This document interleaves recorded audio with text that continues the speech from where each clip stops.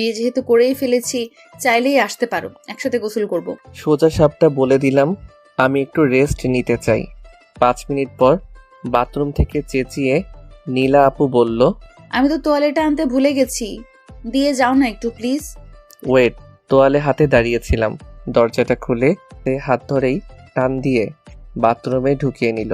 বুকের উপর তোয়ালে গুজে রেখেছে, হাঁটুর উপরে তোয়ালে। উফ, চুলগুলি খুলে রাখার কারণে কোমর পর্যন্ত লম্বা চুলে ঢেকে গেছে। কলার চেপে ধরে এক টানে বুকের সামনে এনে কপালে কপাল ঠেকিয়ে চুম্বন করার চেষ্টায় ব্যর্থ নীলা আপু।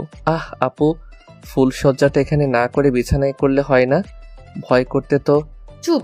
আর নয় মামাতো ভাই বোন, এখন থেকে আপুও ডাকবে না, শুধু জান টুসি, বউ আর বর, বুঝলে? আচ্ছা মা, নিজের মামা বাড়িতে থাকতে হবে, এতে রুম ভাড়া দেওয়ার কি আছে? তোর মামা যে কতটা কৃপণ টাইপের লোক তোর তো জানাই আছে। 40 টাকা কেজি ভালো বেগুন রেখে 20 টাকা কেজি অল্প পোকা ধরা বেগুন কিনে আনে। বুঝতেই পারছিস কতটা হাড় কৃপণ। কৃপণ দেখছি, কিন্তু মামার মতো কৃপণ জীবনে দেখিনি। শেষে কিনা পচা বেগুন খাওয়া শুরু করলো। আজ 7 বছর পর মামার বাড়িতে পা রাখছি। দরজায় টোকা দিল একজন 40-45 বয়সী লোক। দরজা খুলে গলা ঝাড়িয়ে বলে, কি চাই? মা কোনো কথা না বলেই পা ছুঁয়ে সালাম করলো। আমি সালাম দিলাম, তবে দাঁড়িয়ে থেকেই দিয়েছি। মাথায় লম্বা ঘোমটা দিয়ে বলে, কেমন আছো মেজো দাদা? সঙ্গে সঙ্গেই চোখে মুখে হাসির রেখা ফুটে উঠল। আমাকে বুকে জড়িয়ে ধরল। মোটেও এর জন্য আমি প্রস্তুত ছিলাম না। জড়িয়ে ধরে বলে, সেই যে নাকে ঘুষি মেরে চলে গেলি আর একটিবারও দেখতে আসলি না, কেমন আছি? 7 বছর আগে যখন মা আর মামার ভেতর জমি জমা নিয়ে ঝগড়া হয়, তখন রাগের বশে নাক বরাবর একটা ঘুষি দিয়ে মামাকে অজ্ঞান করে দেই। সেদিন আর বাড়িতে ঢোকার সাহস হয়নি। একটা বন্ধুর বাড়িতেই রাতটা কাটিয়েছিলাম। মামা পা থেকে মাথা পর্যন্ত তাকিয়ে বলল, ছেলে তো অনেক বড় হয়ে গেছে, এখন কি আগের মতোই দুষ্টুমি করিস নাকি? মা বলল, কি যে বলো না মেজো দাদা, শোক অনেক ভালো একটা ছেলে, শুধু পড়ালেখা একটু কাঁচা। বুঝতে পারছি না মা প্রশংসা করছে নাকি মান সম্মান ডুবাতে চাইছে। চিন্তায় মাথার উকুনগুলি কিলবিল করছে। মাথা চুলকাতে চুলকাতে মার দিকে কটমটিয়ে চোখ নিয়ে তাকালাম। মা ফিক করে হেসে দিল আমার তাকানোতে। মামা পান চিবোতে চিবোতে তখন বলে, শুনলাম ছেলে নাকি গঞ্জিকা টঞ্জিকা খায়, মানে শুদ্ধ ভাষায় যাকে গাঁজা বলে আর কি। 32 পাটি দাঁত বের করে খিলখিল করে হেসে দিল। লজ্জায় মুখখানা আমার লাল হয়ে গেছে। না পারছি চোখ তুলে তাকাতে, না পারছি কোনো কথার উত্তর দিতে। বুঝতে বাকি রইল না নাক ফাটানোর প্রতিশোধটাই নিতে চাচ্ছে, তাই নীরবে সহ্য করে যাচ্ছি। মামা ছাগলের মতো বলেই যাচ্ছে। মার দিকে করুণ চোখে তাকালাম। মা হাতের ইশারায় বলল, তুই একটু কন্ট্রোলে থাক, রাখবি না। ওসব খায় না, তবে মাঝে মাঝে তুই একটা সিগারেট খায়। মামার চোখ ছানা বড়া হয়ে যায়। বলিস কি রে, সিগারেট খায় অথচ তুই কিছু বলিস না? ভারী অসভ্য হয়ে গেছে তোর ছেলে, একটু চোখে চোখে রাখতে হবে। আহ মেজো দাদা, বকছো কেন?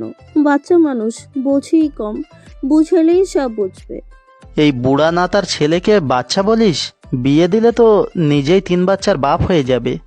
মেজো দাদা, হয়েছে হয়েছে, আর বলবো না, মজার জন্য দুঃখিত। এই ধর চাবি, দোতলা রুমটা এখন থেকে তোদের। মামা ভারী গলায় ডাকলো, মা, তানজু একটু নিচে আসো। আমি ভাবতে থাকলাম এই তানজুটাকে, নামটাও চেনা চেনা লাগছে, যেন অনেক বছর আগে কখনো শুনেছিলাম। রূপে গুণে ভরপুর, চুলোগুলো খোপা করে বেনি বেঁধেছে। বিধাতার যে এত সুন্দর বস্তু বানাতে পারে সেটা এই মেয়েকে না দেখলে বুঝতাম না। মামা যে মা বলে ডাকলো, তার মানে কি এটাই আমার নানি? এমন যুবতী নানি কিভাবে সম্ভব? নানা কি আর একটা বিয়ে করেছিল নাকি? আমি একটু ঝুঁকে মেয়েটার পা ছুঁয়ে সালাম করতে যাব, তখনই আমার কান টেনে উপরে তুলল। টক বগানো জলামুখীর মতো চোখ, আগুনের কুণ্ডর মতো বিস্ফোরণ হচ্ছে। ভয়ে ঢোক গিললাম। কানে ব্যথা লাগছে, অথচ বলার মতো কোনো ভাষা আমি মুখ দিয়ে উচ্চারণ করতে পারছি না। সোহাগ, সালাম করছিস কেন? এটা তানজু, তোর সঙ্গে ছোটবেলা যে মেয়েটা খেলা করতো, এই সেই মেয়ে। কিন্তু মামা যে বলল মা, তার মানে তো এটা আমার নানি, সেটা বোঝাই যাচ্ছে। আমি যেমন তোকে বাবা পাগল বলে ডাকি, তেমনি তোর মামাও তার মেয়েকে আদর করে মা ডাকে। বোকা ছেলে, এখনো বুঝ জ্ঞান হলো না। মা কথাগুলি বলে একটুখানি হাসলো। আপু, আমার কানটা ছাড়ুন, ব্যথা লাগছে তো। মা তাঞ্জু, একটু নিচে আসো। বেশ হয়েছে, কান টেনে ধরেছে। তোকে তো মেরেই ফেলতাম আমি। এতদিন পর আমাদের কথা মনে হলো তোর? এই 7টা বছরে একটিবারও কল দেওয়ার কথা ভাবিসনি? নাম্বার ছিল না আপু, তুমি তো আমাকে নাম্বার দাওনি, অনেক চাইছি দাওনি। এখনো থেকে প্রতিদিন ঘুম থেকে উঠে তার সামনে নাম হাজিরা দেব প্রমিস। কানটা ছেড়ে দিয়ে ওড়না মাথায় দিয়ে মাকে সালাম করলো। আমি ব্যাগটা হাতে নিতেই মামা বলল, তাঞ্জু, ওদের রুম দুইটা দেখিয়ে দিয়ে আসো। সব থেকে বড় এবং সুন্দর রুম দুইটা দেখাবে। 32টা দাঁত কপাটি দেখিয়ে হো হো করে হেসে দিল মামা। কি বিচ্ছিরি হাসি দিতে পারে মাইরি! মামা না হলে আরেকটিবার ঘুষি দিয়ে দাঁত ভেঙে দিতাম। তানু হাত থেকে ব্যাগগুলি কেড়ে নিয়ে বলে, রাখ, তোর এসব নিতে হবে না। এতটা ভারী ব্যাগ তুই সহ্য করতে পারবি না, বাচ্চা মানুষ। ডান হাত টান দিতেই তানজু ধপাস করে পড়ে গেল। আমাদের দিকে তাকিয়ে বলল, আপনার চিন্তা করতে হবে না আন্টি, আমি ব্যাগ নিতে পারবো। প্রতিদিন 1 গ্লাস দুধ খাই। ব্যাগ তোলার খুব চেষ্টা করছে তানু, কিন্তু পারছে না। চোখ মুখ লাল হয়ে যাচ্ছে। হা হা করে হেসে দিয়ে বললাম, বাচ্চা মানুষের কাজ বাচ্চাকেই করতে দিলে খুশি হব। আপু, আপনার এত কষ্ট করা কি দরকার? রুম দেখিয়ে দিল। মার রুম আগে থেকে গোছানো ছিল। অবশ্যই তানু ছাড়া কেউ করেনি, কারণ মেয়েরাই পারে রুম পরিষ্কার কাজ পারফেক্টভাবে করতে। আমার রুমে এসে ধপাস করে খাটে শুয়ে হাঁপ ছাড়ল। ব্যাগগুলো এক কোণায় রেখে স্যান্ডো গেঞ্জি খুলছিলাম, তখন তানুর চোখের দিকে চোখ যায়। লোলুপ দৃষ্টিতে আমার শরীরের দিকে তাকিয়ে আছে। এবার একটু রেগেই বললাম, যান। রুম থেকে বের হয়ে কাপড় বদলানো দেখাটা কি ভদ্র মেয়েদের কাজ? আমার রুমে আপনি কি করছেন? বাহ, তুই তাহলে অনেক বড় হয়ে গেছিস দেখছি। কেন, ছোটবেলায় যখন আমার সঙ্গে গোসল করতি তখন তো এরকম রাখতি না? লজ্জায় মুখ লাল হয়ে কুঁচকে গেছে। তখন আমরা ছোট ছিলাম আপু, এসব মনে করিয়ে দিয়ে কি লজ্জা দেওয়ার চেষ্টা করছেন? 18 বছরের নিচে সবাই শিশু, তার মানে তুই এখন বড় হয়ে গেছিস? এখনো আমার 2-3 বছরের ছোট।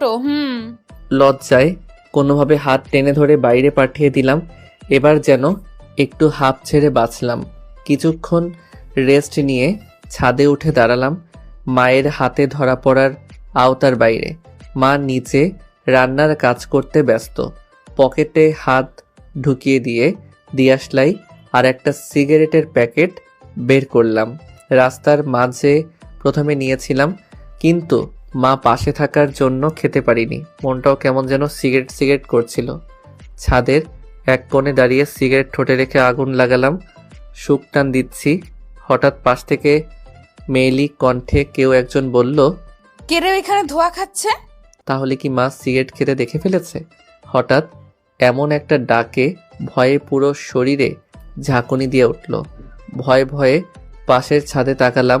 পাশের ছাদ বলতে মাঝখানে একটা 3 ইঞ্চির একটা দেওয়াল।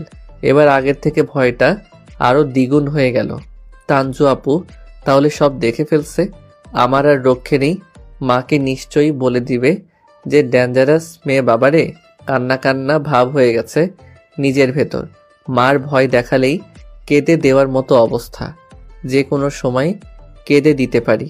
দিয়াশলাই আর সিগারেটের প্যাক অটোমেটিক পিঠের পিছন দিকে চলে গেল। আমার দিকে রাগি চোখে তাকিয়ে আছে। ভয়ে গলা শুকিয়ে কাঠ হয়ে যাচ্ছে। এমন সময় পানি পেলে গলাটা একটু ভিজিয়ে নেওয়া যেত। হুট করেই ধমকানি দিয়ে বলে, এসব ছাইপাস কবে থেকে খাওয়া শিখলি? মানে? কই না তো, আমি কিছু খাচ্ছিলাম না। সেটা আপনার চোখের ভুল। তাহলে পিঠের পেছনে হাত লুকিয়ে রাখছিস কেন? কি আছে বের কর বলছি। বুঝি না মেয়েরা সিগারেট খাওয়া কেন পছন্দ করে না। সামান্য সিগারেটই তো খাচ্ছিলাম। এতে রাগার কি আছে? সিগারেট খেয়েছি, গাঁজা তো নয়। ওই কি ভাবিস? না তো কিছু না আপু, আপনি অকারণেই আমাকে সন্দেহ করছেন। অকারণে মানে? আমি নিজের চোখে তোকে সিগারেটে আগুন লাগাতে দেখেছি, এখন মিথ্যা বলা হচ্ছে তাই না? এমন গুছিয়ে মিথ্যা বলা কোথায় শিখলি? বিলিভ মি আপু, আমি মিথ্যা বলছি না। তোর চেহারার সাথে সিগারেট শব্দটাও শুনতে খারাপ লাগে। তোকে তো ভদ্র ভেবেছিলাম, কেন খাস এসব? এবার সিগারেট সত্যি লাগালাম, কয়েকটা শুক টান দিয়ে ছ্যাঁকা খাইছি আপু। প্রথমে প্রেম ছিল তাই আবেগের বশে 2-3টা টান দিতে দিতে অভ্যাস হয়ে গেছে। এখন এটা না খেলে নিঃশ্বাস নিতে কষ্ট হয়। আমাকে দেখ। প্রতিবারই তো দেখি, অনেক সুন্দর দেখতে আপনাকে, তবুও বারবার দেখতে ইচ্ছে করে। বুদ্ধু, সেটা বলিনি আমি। বলতেছি আমাকে দেখে কিছু শিখতেও পারিস। 10 বার ছ্যাঁকা খাইছি তবুও হার মানিনি, প্রেম করার চেষ্টা করেই যাচ্ছি। মাথাটা চক্কর দিয়ে উঠল, বলে কি মেয়েটা 10টা ছ্যাঁকা খাইছে তবুও প্রেম করতে চাচ্ছে। আজব মেয়ে মাইরি। 10টা ছ্যাঁকা? কিন্তু দুর্ভাগ্যের জন্য একটাও প্রেম হলো না, সব আমার টাকলু বাপের জন্য। কিভাবে যেন জেনে যায় প্রেম করতেছি। এসব প্রেম ভালোবাসা না করলেই নয় কি? স্বাধীনভাবে জীবনযাপন করুন, না থাকবে বয়ফ্রেন্ডের হুকুম, একদম ফ্রি, যখন যেটা খুশি করুন। বুঝবি না রে, প্রেমের ভেতর একটা ফিলিংস থাকে, বুঝলি? তুই তো হাবা গোবা, এইসবের কি বুঝিস? সেজন্যই 10টা ছ্যাঁকা খাইনি। হাবা গোবা হলে কি 10টা ছ্যাঁকা খাইতাম নাকি? কি বললি? কই না তো, কিছুই বলিনি, শুধু বললাম মন থেকে চাইলে সব কিছুই সম্ভব। আচ্ছা তুই আমার সঙ্গে প্রেম করবি? খুব মজা হবে দেখবি। প্লিজ প্লিজ না করিস না। কাজিনদের ভেতর রিলেশন করতে নেই, এতে আত্মীয়র ভেতরে ফাটল ধরে, 2টা পরিবারের সম্পর্ক নষ্ট হয়ে যায়। 10টা করে আবার আসছে আমার সাথে করতে। কিচ্ছু হবে না, সব ব্যবস্থা আমি করিয়ে দেব। তুই শুধু আমার সঙ্গে প্রেম করবি। অন্য মেয়ের দিকে চোখ তুলে তাকালে চোখ তুলে নিব। প্রেম করতে প্রথমে দুজন দুজনকে ভালোভাবে চিনতে হয়, বুঝতে হয়, মনের সঙ্গে মনের সম্পর্ক তৈরি করতে হয়। এভাবে একদিনে কখনো প্রেম হয় না আপু। একদম আপু বলবি না, অনলি জানু, বুঝছিস? শুধু জানু, বেবি ও বাবু বলে ডাকবি। সব মেয়েদের বয়ফ্রেন্ড কত সুন্দর করে ডাকে, অথচ তুই কি না? আমি কি? তোর মুখে একটু ডাকের রস বলতে কিচ্ছু নেই। জন্মের সময় নিশ্চয়ই তোর মুখে মধু দেয়নি, তাই তো এমন হাবা গোবার মতো থাকিস। এই মেয়ে নিশ্চয়ই পাগল হয়ে গেছে। যেভাবে হোক মাথা থেকে প্রেমের বোধ ছাড়াতে হবে। শেষ পর্যন্ত কিনা জুনিয়র সিনিয়র প্রেম করবে? প্রেম বিষয়ে দেখছি একটু ধারণা বলতে কিচ্ছু নাই। অবশ্যই প্রেম করব, তবে সময় নিয়ে। আমাকে তাহলে জোর আইসক্রিম, চকলেট, কিটক্যাট, কিন্তু 2 প্লেট ফুচকা, পার্কে বসে বাদাম খাওয়াতে হবে। রোজ রোজ একটা করে সাদা গোলাপ, সকালে গুড মর্নিং মেসেজ পাঠাতে হবে। আমার চুলে হাত বুলিয়ে দিতে হবে, সাথে তেল দিলে আরো বেশি ভালো হবে। ব্যাস এইটুকুই। এক নিঃশ্বাসে তানু সবকিছু বলে দিল। তানু কথাগুলি শুনে যেটা বুঝলাম, নিজের ইচ্ছাগুলো পূরণ করার জন্য প্রেম করতে চাইছে। যদি আমি বাদে খারাপ কোনো ছেলের খপ্পরে পড়ে, নিশ্চয়ই প্রেম করার স্বাদ মিটে যাবে। খারাপ মেয়েও হয়ে যেতে পারে, আর সাদা গোলাপ পাওয়া বর্তমানে দুষ্কর। হতভম্ব হয়ে তার চোখে চোখ রেখে বলি, না না আপু, থাক, আমার প্রেম করতে হবে না। সিঙ্গেল দেবদাসী ভালো আছি। কি দরকার হুদাই উটকো ঝামেলায় নিজেকে জড়ানোর? আর আমি নিজেই তো একজন বেকার, টাকা কই পাবো? তার মানে আমাদের প্রেম করা আর হলো না? শোন, তোকে আমার সঙ্গে প্রেম করতে হবে মানে করতে হবে, না করলে মিথ্যা অপবাদ দিয়ে আমাদের বাসা থেকে বের করে দিব। প্রেম না করার সঙ্গে বাসায় না রাখার কোনো কারণও খুঁজে পাচ্ছি না। টাকা দিয়ে ভাড়া থাকি, বুঝছেন, ফ্রিতে নয়। হোয়াট? আব্বু তোদের থেকে টাকা নেয়? আর এটা ঢাকা শহর, সহজে রুম পাওয়া মুশকিল। পারলে অন্য বাসা ভাড়া নিতে পারিস। এটাও ঠিক বলেছে, ঢাকা শহরে রুম পাওয়াও মুশকিল। বাধ্য হয়ে বলতে হলো, হ্যাঁ আমি রাজি আছি, তবে টাকার বিষয়ে তো, তাই একটু ভাবতে হবে। টাকার জোগাড় কিভাবে করব? সেটার ব্যবস্থা আমি করে দিব, তুই চিন্তা করিস না। চল বাজারের দিকে যাব, না গেলে নাক ফাটিয়ে দেব। এখন এই ভর সন্ধ্যায়? ভীতু একটা, আমি থাকতে ভূতের ভয় করিস? দেওয়াল টপকে পার হতে গিয়ে পা হড়কে পড়ে যায়। হাঁটুর একটা অংশ কেটে গেছে, সেখান থেকে রক্ত চুইয়ে পড়ছে। আমি শটান হয়ে দাঁড়িয়েছিলাম। এক ধমক দিয়ে বলে, কি দেখিস হাবলা? একটু তো হাত ধরে তুলতেও পারিস নাকি? দাঁড়িয়ে দাঁড়িয়ে দর্শকের মতো দেখবি? একটা সুন্দর মেয়েকে স্পর্শ করব, বিষয়টা কেমন দেখাচ্ছে না? আমি পারবো না, লজ্জা করে আমার। চোখ দুহাতে আড়াল করে দূরে বেশ কিছুক্ষণ রাগের দৃষ্টিতে তাকিয়ে ভ্রু বাঁকা করে তাকালো। তুই ছেলে না মেয়ে? তোর তো দেখি আমার থেকে বেশি লজ্জা। এমন একটা থাপ্পড় দেবো না, সব লজ্জা হাওয়ায় মিলিয়ে যাবে। কোনো কিছু না ভেবে আপুকে কোলে তুলে নিলাম। দুহাতে গলা পেঁচিয়ে ধরেছে তানু। চোখে চোখ রেখে সিঁড়ির দিকে হেঁটে যাচ্ছি। হুট করে মাথাতে ভয় এসে মনোবলকে ভীতু করছে। আপু, এমন সময় যদি মামা দেখে ফেলে তখন কি করব? আমার তো খুব ভয় করছে। তানুর কণ্ঠে একরাশ ভালোবাসা খুঁজে পেলাম, যেন সে সত্যি আমাকে ভালোবাসে। আমাকে থামিয়ে দিয়ে ঠোঁটে তার আঙুল রেখে বলে, চুপ, একটা কথাও বলবি না। আব্বু দেখলে দেখুক, আমি বলে দিব তোকেই শুধু ভালোবাসে এই মনু। দেহ, শরীরের প্রতিটা অঙ্গ আমার পিচ্চি রাজকুমার। আঙুলটা আমার নিঃশ্বাস ভারী করে দিচ্ছে। ললিপপের মতো আঙুলে চুমুতে ভরিয়ে দিতে ইচ্ছা করছে, কিন্তু ইচ্ছা করলেও সেটা আমার সাধ্যের বাইরে। আপু কাঁধে হাত রেখে আরেকটা হাত দিয়ে চুলগুলি খামচে ধরে ঠোঁটের কাছে আসার চেষ্টা করছে। গোলাপি কমলার কোয়ার মতো টসটসে রসালো ঠোঁট নিজেকে দুর্বল করে দিচ্ছে। পাগল করে দিতে ইচ্ছা করছে তার ভালোবাসায় সাড়া দিতে। ঠোঁট লাগিয়ে দিয়ে পাল্লা দিয়ে কিস করছে আপু। আপুর জিহ্বায় স্পর্শ লাগাতেই তার ঠোঁটের উপর হাতের মুঠো চেপে ধরলাম। না আপু, এখনই এসব করার ইচ্ছা নেই। আমি আপনাকে কাছ থেকে পেতে চাই, এরকম নোংরা ভালোবাসার মাধ্যমে না। তানু যেন আমার ব্যবহারে আরও মুগ্ধ হয়ে গেল। এক দৃষ্টিতে তাকিয়ে আছে আমার চোখের দিকে। চোখের অক্ষিগুলোকে জলকণা চিকচিক করছে, তবে সেই জলে কষ্ট না, সুখের কান্না খুঁজে পাচ্ছি। ভালোবাসা তার চোখে খুঁজে পাচ্ছি। লেপ্টে লুপ্টে গেছে লিপস্টিকগুলো, তবুও তার চেহারার সৌন্দর্য ফুরাচ্ছে না। নীলাকে রুমে ঢুকে খাটের একটা কোণে দাঁড়িয়ে শুইয়ে দিলাম। কোমরের নিচ থেকে হাত টান দিতেই আমার শার্টের কলার চেপে ধরল। তার ঠোঁট বরাবর আমার চেহারা। চোখ বন্ধ করে কলার টানতে টানতে বুকের সঙ্গে জড়িয়ে ধরার চেষ্টা করছে। কোমর বাঁকিয়ে বুকের সঙ্গে মিশিয়ে নিল, ঠোঁট কামড়ে ধরল। কোনো শব্দ বের হচ্ছিল না, শুধু শব্দটাই। কোনোভাবে ছাড়িয়ে নিয়ে বলি, নীলা আপু, এখনই এসব করা কি খুব প্রয়োজন? আমাদের আগে বিয়ে হোক, তখন না হয়। আর তাছাড়াও আমি আনরোমান্টিক ছেলে। চুপ, আমাকে আপু বলবি না। আমি তোর আপু হতে চাই না, পারলে স্বামী বানিয়ে নেব। সেটা না হয় মানলাম, তবে আমাদের ভালোবাসা কি মামা মেনে নিবে? আমাদের বংশের পরম্পরায় আত্মীয়তার ভেতর বিয়ে কখনোই মেনে নেয়নি। যদি আপনার সঙ্গে বিয়ে না হয়, আমার লাগানো দাগ নিয়ে কুড়ে কুড়ে মরবেন। আমি চাই না কোনো মেয়ের এভাবে চরিত্র নষ্ট হোক। নাক টিপে দিয়ে বলে, পিচ্চিটা অনেক বড় হয়ে গেছিস। আমি রাজি থাকলে বিয়ে পর্যন্ত সম্পর্ক এগিয়ে নিব। আব্বুও কিছু বলতে পারবে না। এখন আমি উঠি, মামা দেখলে সর্বনাশ হয়ে যাবে। ঠোঁট মুছতে মুছতে নিজের রুমে ঢুকছিলাম, মা পিছন থেকে ডাক দিল। সোহাগ, কোথায় ছিলি? না মানে মা, ছাদে গিয়েছিলাম একটু হাওয়া বদলের জন্য।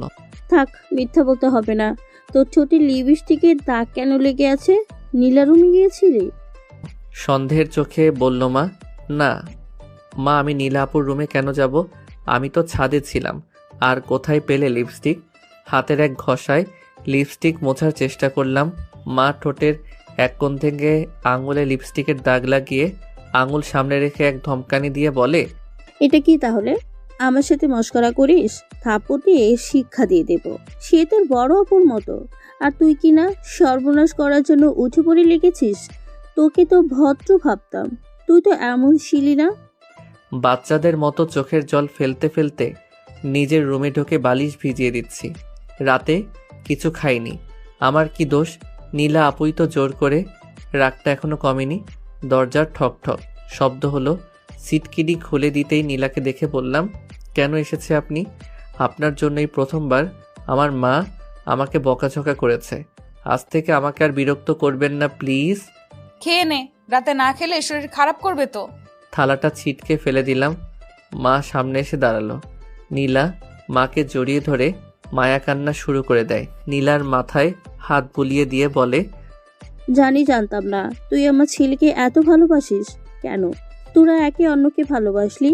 জানিস না আমাদের বংশে নিজেদের ভেতর বিয়ে করা অপরাধ? বিশ্বাস করো ছোট মামুনি, আমি সোহাগকে ছোট থেকেই অনেক ভালোবাসি। ওকে অনেক বোঝানোর চেষ্টা করেছি, কিন্তু বোঝেনি। সম্পূর্ণ ঘটনা শুনে আমি অবাক হয়ে গেলাম। মা থালা ভরে আবার নিয়ে এলো আর বলল, মেজ দাদা, এইসব যেন না জানে, আমার ছেলেটা যেন ক্ষতি না হয়। পৃথিবীতে আপন বলতে ছেলেটাই আছে। আমি খাটে পা তুলে আরামে বসলাম। নীলা আমার সামনে বসে ডাল ভাত আমার মুখের সামনে ধরলো। আমি ভুরু বাঁকা করে বলি, হাত ধুয়েছিলেন? সাবান দিয়ে পরিষ্কারভাবে দুবার হাত ধুয়েছি, তোকে নিজ হাতে খাওয়ানোর জন্য। এবার বড় করে হা কর। আপনি অনেক কিপটা, বুঝলেন? দেখি কেন?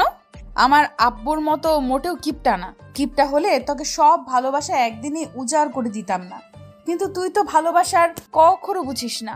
হুম, ডাল ভাত ভালো লাগে না? মাংস হলে ভালো হতো। এসব কেউ খাওয়ায় নাকি? এনেছি তো, ফ্রিজে তুলে রেখেছিলাম, তুই আসলে খাওয়াবো সেই জন্যই। এবার খুশি তো? সম্পূর্ণ দিয়েন না, মার জন্য নিয়ে যাব। আমাকে কখনো ভালোবাসলি না, জানিস তোকে নিয়ে কত স্বপ্ন দেখি। আমাকে নিজ হাতে খা। নীলাকে আর কিছুই বলতে দিলাম না। মুখে এক টুকরো মাংস তুলে দিলাম। আমার দিকে এক মনে ধ্যানমগ্ন হয়ে তাকিয়ে আছে। তুর্কি দিয়ে বলি, খালি পেটেই থাকবো নাকি?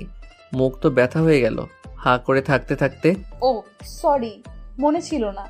নীলা খাইয়ে দিয়ে চলে গেল। রাতে ঘুমানোর সময় কখনো সিটকেনি লাগাই না। কারেন্ট চলে গেলে দরজা দিয়ে হালকা হলেও একটুখানি বাতাস আসে। জানালার পর্দা সরিয়ে দিতেই সকালের মিষ্টি রোদ এসে চোখের উপর পড়ল। ঝাপসা ঝাপসা চোখে চোখ মুখ কসলাতে কসলাতে সামনের দিকে তাকালাম। একটা সদ্য গোসল করা মেয়ে আমার সামনে দাঁড়িয়ে আছে। পরনে সবুজ পাড়ি শাড়ি, চোখের কোণে কাজল টেনে দেওয়া, চুল থেকে পানি চুইয়ে পড়ছে, হলুদ রঙের ব্লাউজ। আমি প্রেমে পড়ে যাচ্ছি মেয়েটার। খাটের এক কোণে বসে চায়ের পিরিচ সামনে ধরে বলল, কেমন ঘুম হলো রাতে? পাশে রাখা চশমাটা নিয়ে চোখ দিয়ে হাত থেকে চায়ের কাপে চুমুক দিয়ে সাধারণভাবেই বললাম, মোটামুটি ভালোই হয়েছে ঘুমটা। বললি না তো চা কেমন হয়েছে? এক কথায় অপূর্ব হয়েছে। সাথে আছে রূপবতী মেয়ে, তার জন্যই হয়তো এতটা সুন্দর লাগছে। আচ্ছা, তোমরা মেয়ের এত সুন্দর চা কিভাবে বানাও? এই চায়ের অর্ধেক ভাগ আমার আছে, অর্ধেক খেয়ে বাকিটুকু তোকে দিয়েছি। সেই জন্যই এতটা স্বাদ পাচ্ছিস, কারণ লিপস্টিক সব ছেলেদেরই পছন্দ। বমি করার চেষ্টা করেও বমি করতে পারলাম না। লিপস্টিক খেলেই পেট খারাপ হয়। ইতিমধ্যে লিপস্টিক চাও খেলাম, বিষম খেলাম বড়সড়। কি হলো তোর? লিপস্টিক কেন খাওয়ালেন? একটাকে কি চা বলে নাকি লিপস্টিক বলে? আবার শুরু হবে পেট খারাপ হওয়া। অভ্যাস করে নে, বিয়ের পর প্রতিদিন খেতে হবে। আরও 10 বছর পর বিয়ে, এখন করতে পারবো না। পারলে আমার জন্য 10 বছর অপেক্ষায় থাকতে হবে। নিজে বাড়ি করব, বিজনেস থাকবে, তারপর। বিজনেস করতে হবে না, আমার বাচ্চার আব্বু হলেই চলবে। যা ফ্রেশ হয়ে আয়। কোনো রকম জোর করেই খাট থেকে তুলে দিল। দেওয়াল ঘড়ির দিকে চোখ যেতেই দেখি 12টার কাছাকাছি। নীলাকে বললাম, তোয়ালে আছে? একটাই আছে, সেটা আমি ব্যবহার করি, তুই চাইলে নিতে পারিস। আনবো কি? গোসল করতে করতে পানি বের হওয়া বন্ধ হয়ে গেল। সারা গায়ে সাবান লাগানো আছে। মুখে একটু মনে হয় বেশি দিয়েছি। এখন উপায় কি? আশেপাশে হাতে কাপড়ের মতো কিছু একটা হাতের নাগালে পেলাম। প্রথমে চোখ মুছলাম।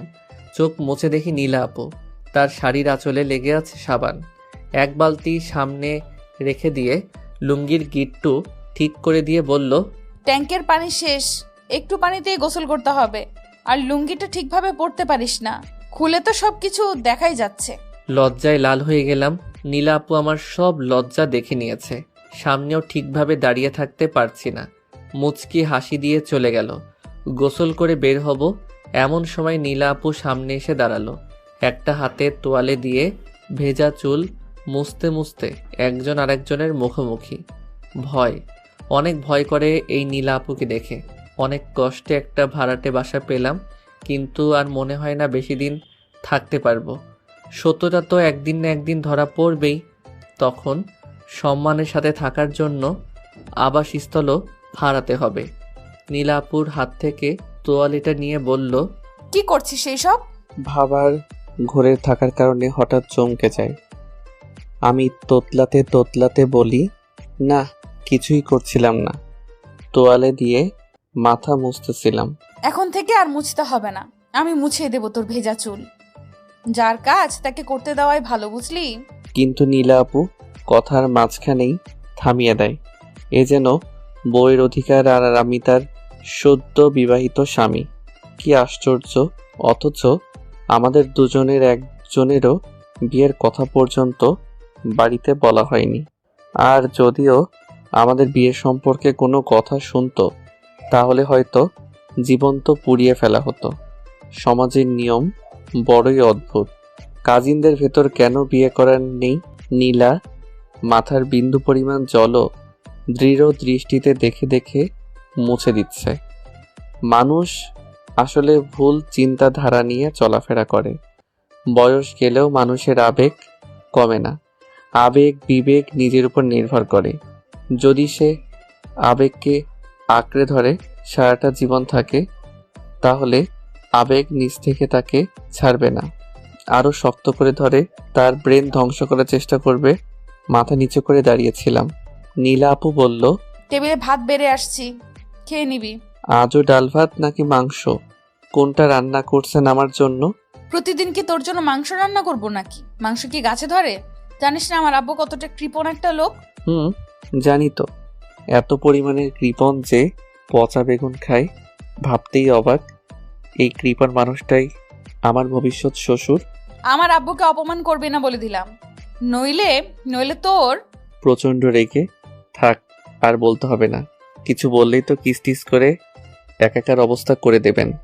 সব আমার ইজ্জত লুট করার ধান্দা। চুপ কর বজ্জাত। হোপ। রাগ করে চলে গেলাম ডাইনিং টেবিলের কাছে।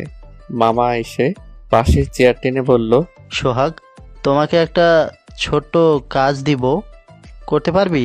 করলে আমার খুব উপকার হবে। অনেক পর মামা আমার সঙ্গে হেসে কথা বলল। আমিও আর না শব্দটা মুখ দিয়ে বের করতে পারলাম না।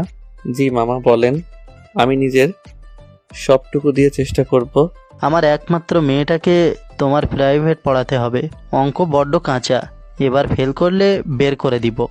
একগাল হেসে দিয়ে কথাগুলি বলি, কি যে বলেন না মামা, ভাগ্নের সাথে কেউ মজা করে? আমার থেকে ভালো ভালো স্যার পাবেন পড়ানোর জন্য।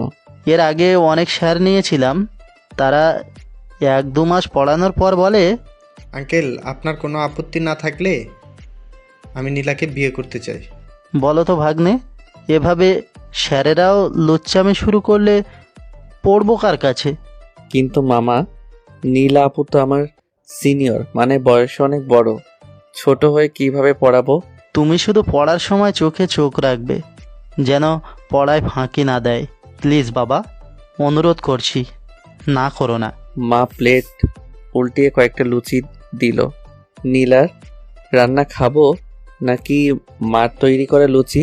ধীরে আস্তে সবগুলোই খাবো, সমস্যা নাই। মামাকে লুচি দিতে দিতে মা বলল, তোর মামার আমাকে এই বিষয় বলেছে, তোরও পড়ালেখার জন্য একটা মেড পেলি, সময় পার করতে পারবি। খুকি, তুই ঠিক বলেছিস। আর তাছাড়া নীলাকে পড়ানোর জন্য মাসে মাসে হাত খরচ। মাকে খুকি বলার অভ্যাস এখনো ছাড়লো না। বসে বসে সময় কাটানো থেকে কিছু একটা করাই ভালো। বেসরকারি ম্যাডামের স্কুলের একদিন একদিন চাকরিটা হাতছাড়াই হবে। আচ্ছা মা, তুমি যখন বলছো আর কিছু বলতে পারবো না, মামা আজ থেকে পাঠিয়ে দেবেন। যথাসাধ্য চেষ্টা করব পড়ানোর। মামা খুশি মুখে চলে গেল। বুঝতে বাকি নেই মামার মনে রং লেগে খুশির ঠেলায়। তবে এটা কিভাবে সম্ভব? সিনিয়রকে একজন জুনিয়র পড়াবে? মামা কি গাঁজা টাজা সেবন করছে নাকি? নিজের পায়ে নিজে কুড়াল মারার জন্য উঠে পড়ে লেগেছে। আর নীলা আপু যে পরিমাণে রোমান্টিক, শার্ট ছিঁড়ে ফালাফালা করে দেবে। কাঠফাটা করা রৌদ্রে ছাদে দাঁড়িয়ে ঘুড়ি ওড়ানোর মজাই আলাদা। লাটাই হাতে ছাদে দাঁড়িয়েছিলাম। ভেজা কাপড় পরিহিত এক যুবতী মেয়ে ছাদে পা রাখল। ভেজা কাপড়ে এটে সেটে লেগে আছে শরীরের সাথে। হা হয়ে তাকিয়েছিলাম নীলার দিকে। মুখ কুঁচকে বলল, কি দেখি? তুই তো অনেক বেশি দুষ্ট হয়ে গেছিস। নীলার কথা শুনে ভাবনার ঘোর কাটল। এই দুপুর রৌদ্রের বৃষ্টি হলো নাকি? কোথায় থেকে ভিজে আসলেন? তুইও যেমন বোকা, তোর কথাও তেমন বোকা বোকা। বৃষ্টিতে ভিজিনি, তোর ময়লা কাপড়গুলো ধুয়ে আনলাম। ও, কি ও? হ্যাঁ, অন্য কেউ হলে প্রশংসা করতো, তুই তো সেটাও করলি না। কেমন মানুষ রে তুই? ধন্যবাদ। হয়েছে, আর ধন্যবাদ দিতে হবে না, ধন্যবাদটাও দিতে পারিস না। মুখ ভেঙচি কাটিয়ে চুলের ঝাপটা মুখে লাগিয়ে মুখখানা ফিরিয়ে নিয়ে তারের উপর কাপড়গুলো শুকাতে দিচ্ছে। বালতির দিকে চোখ যেতেই মান সম্মানের চিন্তা মাথায় ভর করলো। যেভাবেই হোক নীলার হাতে ওটা পড়তে দেওয়া যাবে না। গড়ির লাটাই ফেলে দিয়ে বালতির ভেতর থেকে সেটা বের করে নিলাম। নীলা চেঁচিয়ে বলল, কি করছিস? ওটা কি লুকালি? আমার কাছে দে, আমার কাছে দে ওটা, নয়তো ভালো হবে না বলে দিলাম। না, এটা দেওয়া যাবে না। অন্য সব কাপড় নিয়েন, তাতে সমস্যা হবে না, কিন্তু একটা না। বিয়ের পর তো সব আমারই ধুয়ে দিতে হবে, দে। আর ওটা তোর আন্ডার প্যান্ট, জানি, লুকিয়ে কি লাভ? আন্ডারওয়্যার প্যান্ট যদি চিবিয়ে খাওয়া যেত তাহলে অবশ্যই খেয়ে নিতাম, তবু দিতাম না কোনো মেয়ের হাতে। তোতলাতে তোতলাতে বললাম, সেটা না হয় বিয়ের পর ভাবা যাবে, এখন এটা ধোয়ার দায়িত্ব শুধু আমার। পিঠের পিছনে হাত লুকিয়ে রাখলাম। নীলা আপু হাত থেকে নেওয়ার জন্য কতই না চেষ্টা করছে। আকাশ বরাবর হাত তুলে ধরলাম, পারলে এখন ধরে দেখা সাথ। লাফ দিয়ে হাত ধরার চেষ্টা করছে, কিন্তু আমার উচ্চতার কাছে তার লাফও হার মানবে। বড় একটা লাফ দিতেই হুড়মুড়িয়ে আমার উপর পড়ে গেল, মানে বুকের ঠিক মাঝখানে। এই গরমে শরীরটা আরো গরম হচ্ছে, তবু যেন মনে হচ্ছে স্বর্গীয় সুখের দাপটা হাওয়া এসে বুকে বাড়ি খাচ্ছে। একটু উষ্ণ, একটু শীতল। নীলার একটা হাত আমার কাঁধ ঘেঁষে আছে, আর একটা হাত ছাতের কলা চেপে ধরে আছে। নীলার আপুর কোমর কখন যে ধরেছি নিজেও জানি না। গালের দুপাশে টোল পড়ে আর লজ্জায় লাল হয়ে গেছে, আর আমি সেই টোল পড়া মুখের দিকে তাকিয়েছি। অপরূপ দেখাচ্ছে। এমন একটা মেয়েকে কেন যে আপু আপু বলে ডাকি? কেন আমরা মামাতো ভাই বোন হলাম? বয়ফ্রেন্ড গার্লফ্রেন্ড হয়ে কেন পৃথিবীতে পা রাখলাম না? এরকম একটা কোমর দেখার লোভ সামলানোটাই কঠিন একটা কাজ। কোমরটা আর বুকের সঙ্গে চেপে ধরার চেষ্টা করলাম। লজ্জা মাখা হাসি দিয়ে বুকে মাথা লুকালো। মুখটা তুলে ধরে ঠোঁটে চুমু দিতে গেলেই লজ্জায় পাশ ফিরিয়ে নিল। লাল টুকটুকে গাল বানিয়ে বলল, এ কি করছিস? আমার লজ্জা করছে তো। আর আজ হঠাৎ এত রোমান্টিক মুড কেন মনে হচ্ছে? আমি কিছুই জানি না, শুধু তোমাকে কাছে পেতে ইচ্ছা করছে। আজ থেকে তুমি বলে ডাকবা, শুধুই তুমি। জোরে জোরে নিঃশ্বাস ছেড়ে সোহাগ, ছাড় আমায়, প্লিজ ছাড়। ছাদে কেউ আমাদের এই অবস্থায় দেখলে অনর্থ হয়ে যাবে। নীলা, আজ আমাকে আটকেও না প্লিজ। তোমাকে আমি একদম কাছ থেকে পেতে চাই, তোকে ভালোবাসার চাদরে জড়িয়ে নিতে চাই। বলে ঠোঁটে ঠোঁট লাগানোর চেষ্টা। এক ধাক্কায় বুকের উপর থেকে সরিয়ে দিল। এলোমেলো বুকের ওড়না ঠিক করতে করতে বলে, ঘোড়ার আন্ডা পারিস, এইটাই তোর কাছ থেকে পাবা? একটা লিপ কিসও তো করতে পারিস না। অযথা আমার মুখটা তোর জিব্বার লালায় একাকার অবস্থা করে দিল। ঠোঁট চুষতে হয় নাকি নাক চুষতে হয় সেটাও জানিস না। নীলা আপু, আপনি আমাকে এভাবে বকতে পারলেন? ওরে বাবুটা কাঁদে না, আস্তে আস্তে সব শিখিয়ে দেব। আর শোন, সন্ধ্যায় আমি বই নিয়ে তোর রুমে পড়তে যাব, তখন শিখিয়ে দেব, ঠিক আছে? সন্ধ্যা হতে এখনো কয়েক মিনিট বাকি আছে। ধীরে ধীরে আশপাশটা অন্ধকারে ছেয়ে যাচ্ছে। কাঠের দরজাটা একটুখানি খুলে রেখে দিছি। তাকিয়ে দেখলাম না, নীলা আপু এখনো আসতেছে না কেন? কিছুক্ষণ বইয়ের দিকে মনোযোগ দেওয়ার বৃথা চেষ্টা। দরজা খোলার বিকট শব্দ হলো। পুরাতন দরজা হলে যেমন হয় আর কি। ওড়না ঠিক করতে করতে দরজা ঠেলে রুমের ভেতরে ঢুকলো। একবার ওর দিকে তাকিয়ে চোখ আবারও বইয়ের দিকে নিলাম। পড়ার টেবিলে বই রেখে পিছন থেকে আমার গলাটা জড়িয়ে ধরে বলল, কি করিস? এটা কি প্রেমের ক্লাস পাইছো নাকি? বই নিয়ে পড়তে বসো, যাও। আপনি থেকে হঠাৎ তুমি? তোর জ্বরটর কিছু হলো না তো? কপালে হাত রেখে তাপমাত্রা অনুভব করার চেষ্টা করলো। হাত সরাও, এটা ক্লাস, আর আমি এখন তোমার স্যার, বুঝতে পারছো? যাও বই নিয়ে আসো। ধমকানিতে কিছুটা হলেও ভয় পাইছে, চমকে ওঠার মতো। ব্যাগ হাতানোর পর একটা বই নিয়ে পড়ার টেবিলের পাশের চেয়ারটা টেনে নিয়ে বসলো। বই দেখে আত্মা পানি শূন্য হয়ে গেছে। এতগুলো বই থাকতে গণিত বইটা চোখে পড়ল। একটা ভুরু বাঁকা করে বলি, অন্য কোনো বই নেই? স্যার, অন্য সব বই আনতে ভুলে গেছি। কেন, গণিত পড়ালে সমস্যাটা কি? গণিত? আমি কি গণিতের স্যার নাকি? খাটে বসে অন্য বিষয় পড়তে বসো। আমিও একটু পড়তে বসি। মুচকি হাসতে হাসতে খাটে গিয়ে বসলো। ফ্যানটা চালিয়ে দিল। ঝাপটা বাতাসে চুলগুলো এলোমেলো করে দিচ্ছে। বারবার কানের পিছনে গুজে দেওয়াটাও অসহ্য লাগে নীলা আপুর কাছে। মাঝে মাঝেই পেন্সিলে আলতো করে কামড় বসিয়ে কি যেন ভাবছে। তখন এতটা ইনোসেন্ট লাগছিল, নিজেই মুগ্ধ হয়ে যাচ্ছি। লোকে বলে বয়স পার হলে নাকি ভালোবাসাও কমতে থাকে, কিন্তু আমার কাছে একটিবারও এমনটি মনে হয়নি। কল্পনাতেও চিন্তা করিনি। ভালোবাসি অনেক, শুধু মুখ ফুটে প্রকাশ করতে পারি না। সিগারেট লাফিয়ে কয়েকটা টান দিতেই নীলা আপু চেঁচিয়ে বলে উঠল, এই এই কি করছিস? তুই তো ডাকাত, আমার সামনে বসে সিগারেট খাস? ভয় করে না তোর? যদি তোর মাকে বলে দিই তাহলে? মাকে বলবে? বলো, কি বলে আমিও একটু শুনি। কথাটি বলেই হা হা করে হেসে দিলাম। আন্টি, আন্টি, তোমার ছেলেকে দেখে যাও, সিগারেট খাচ্ছে, দাঁড়া দেখাচ্ছি মজা। অপরাধ করে আবার বলিস বলে দিতে? পাশের রুম থেকে মা বলে উঠল, সিগারেট খেলেই চরিত্র খারাপ হয় না, বুঝলি? সিগারেট তো তোর বাবাও খেত, এখনো খায়। কই, আমি তো কিছু বলিনি। হ্যাঁ হ্যাঁ, ভালো কাজ করেছো। ছেলেকে আদর দিতে দিতে মাথায় তুলে রাখছো। যা করার নিজেরই করতে হবে।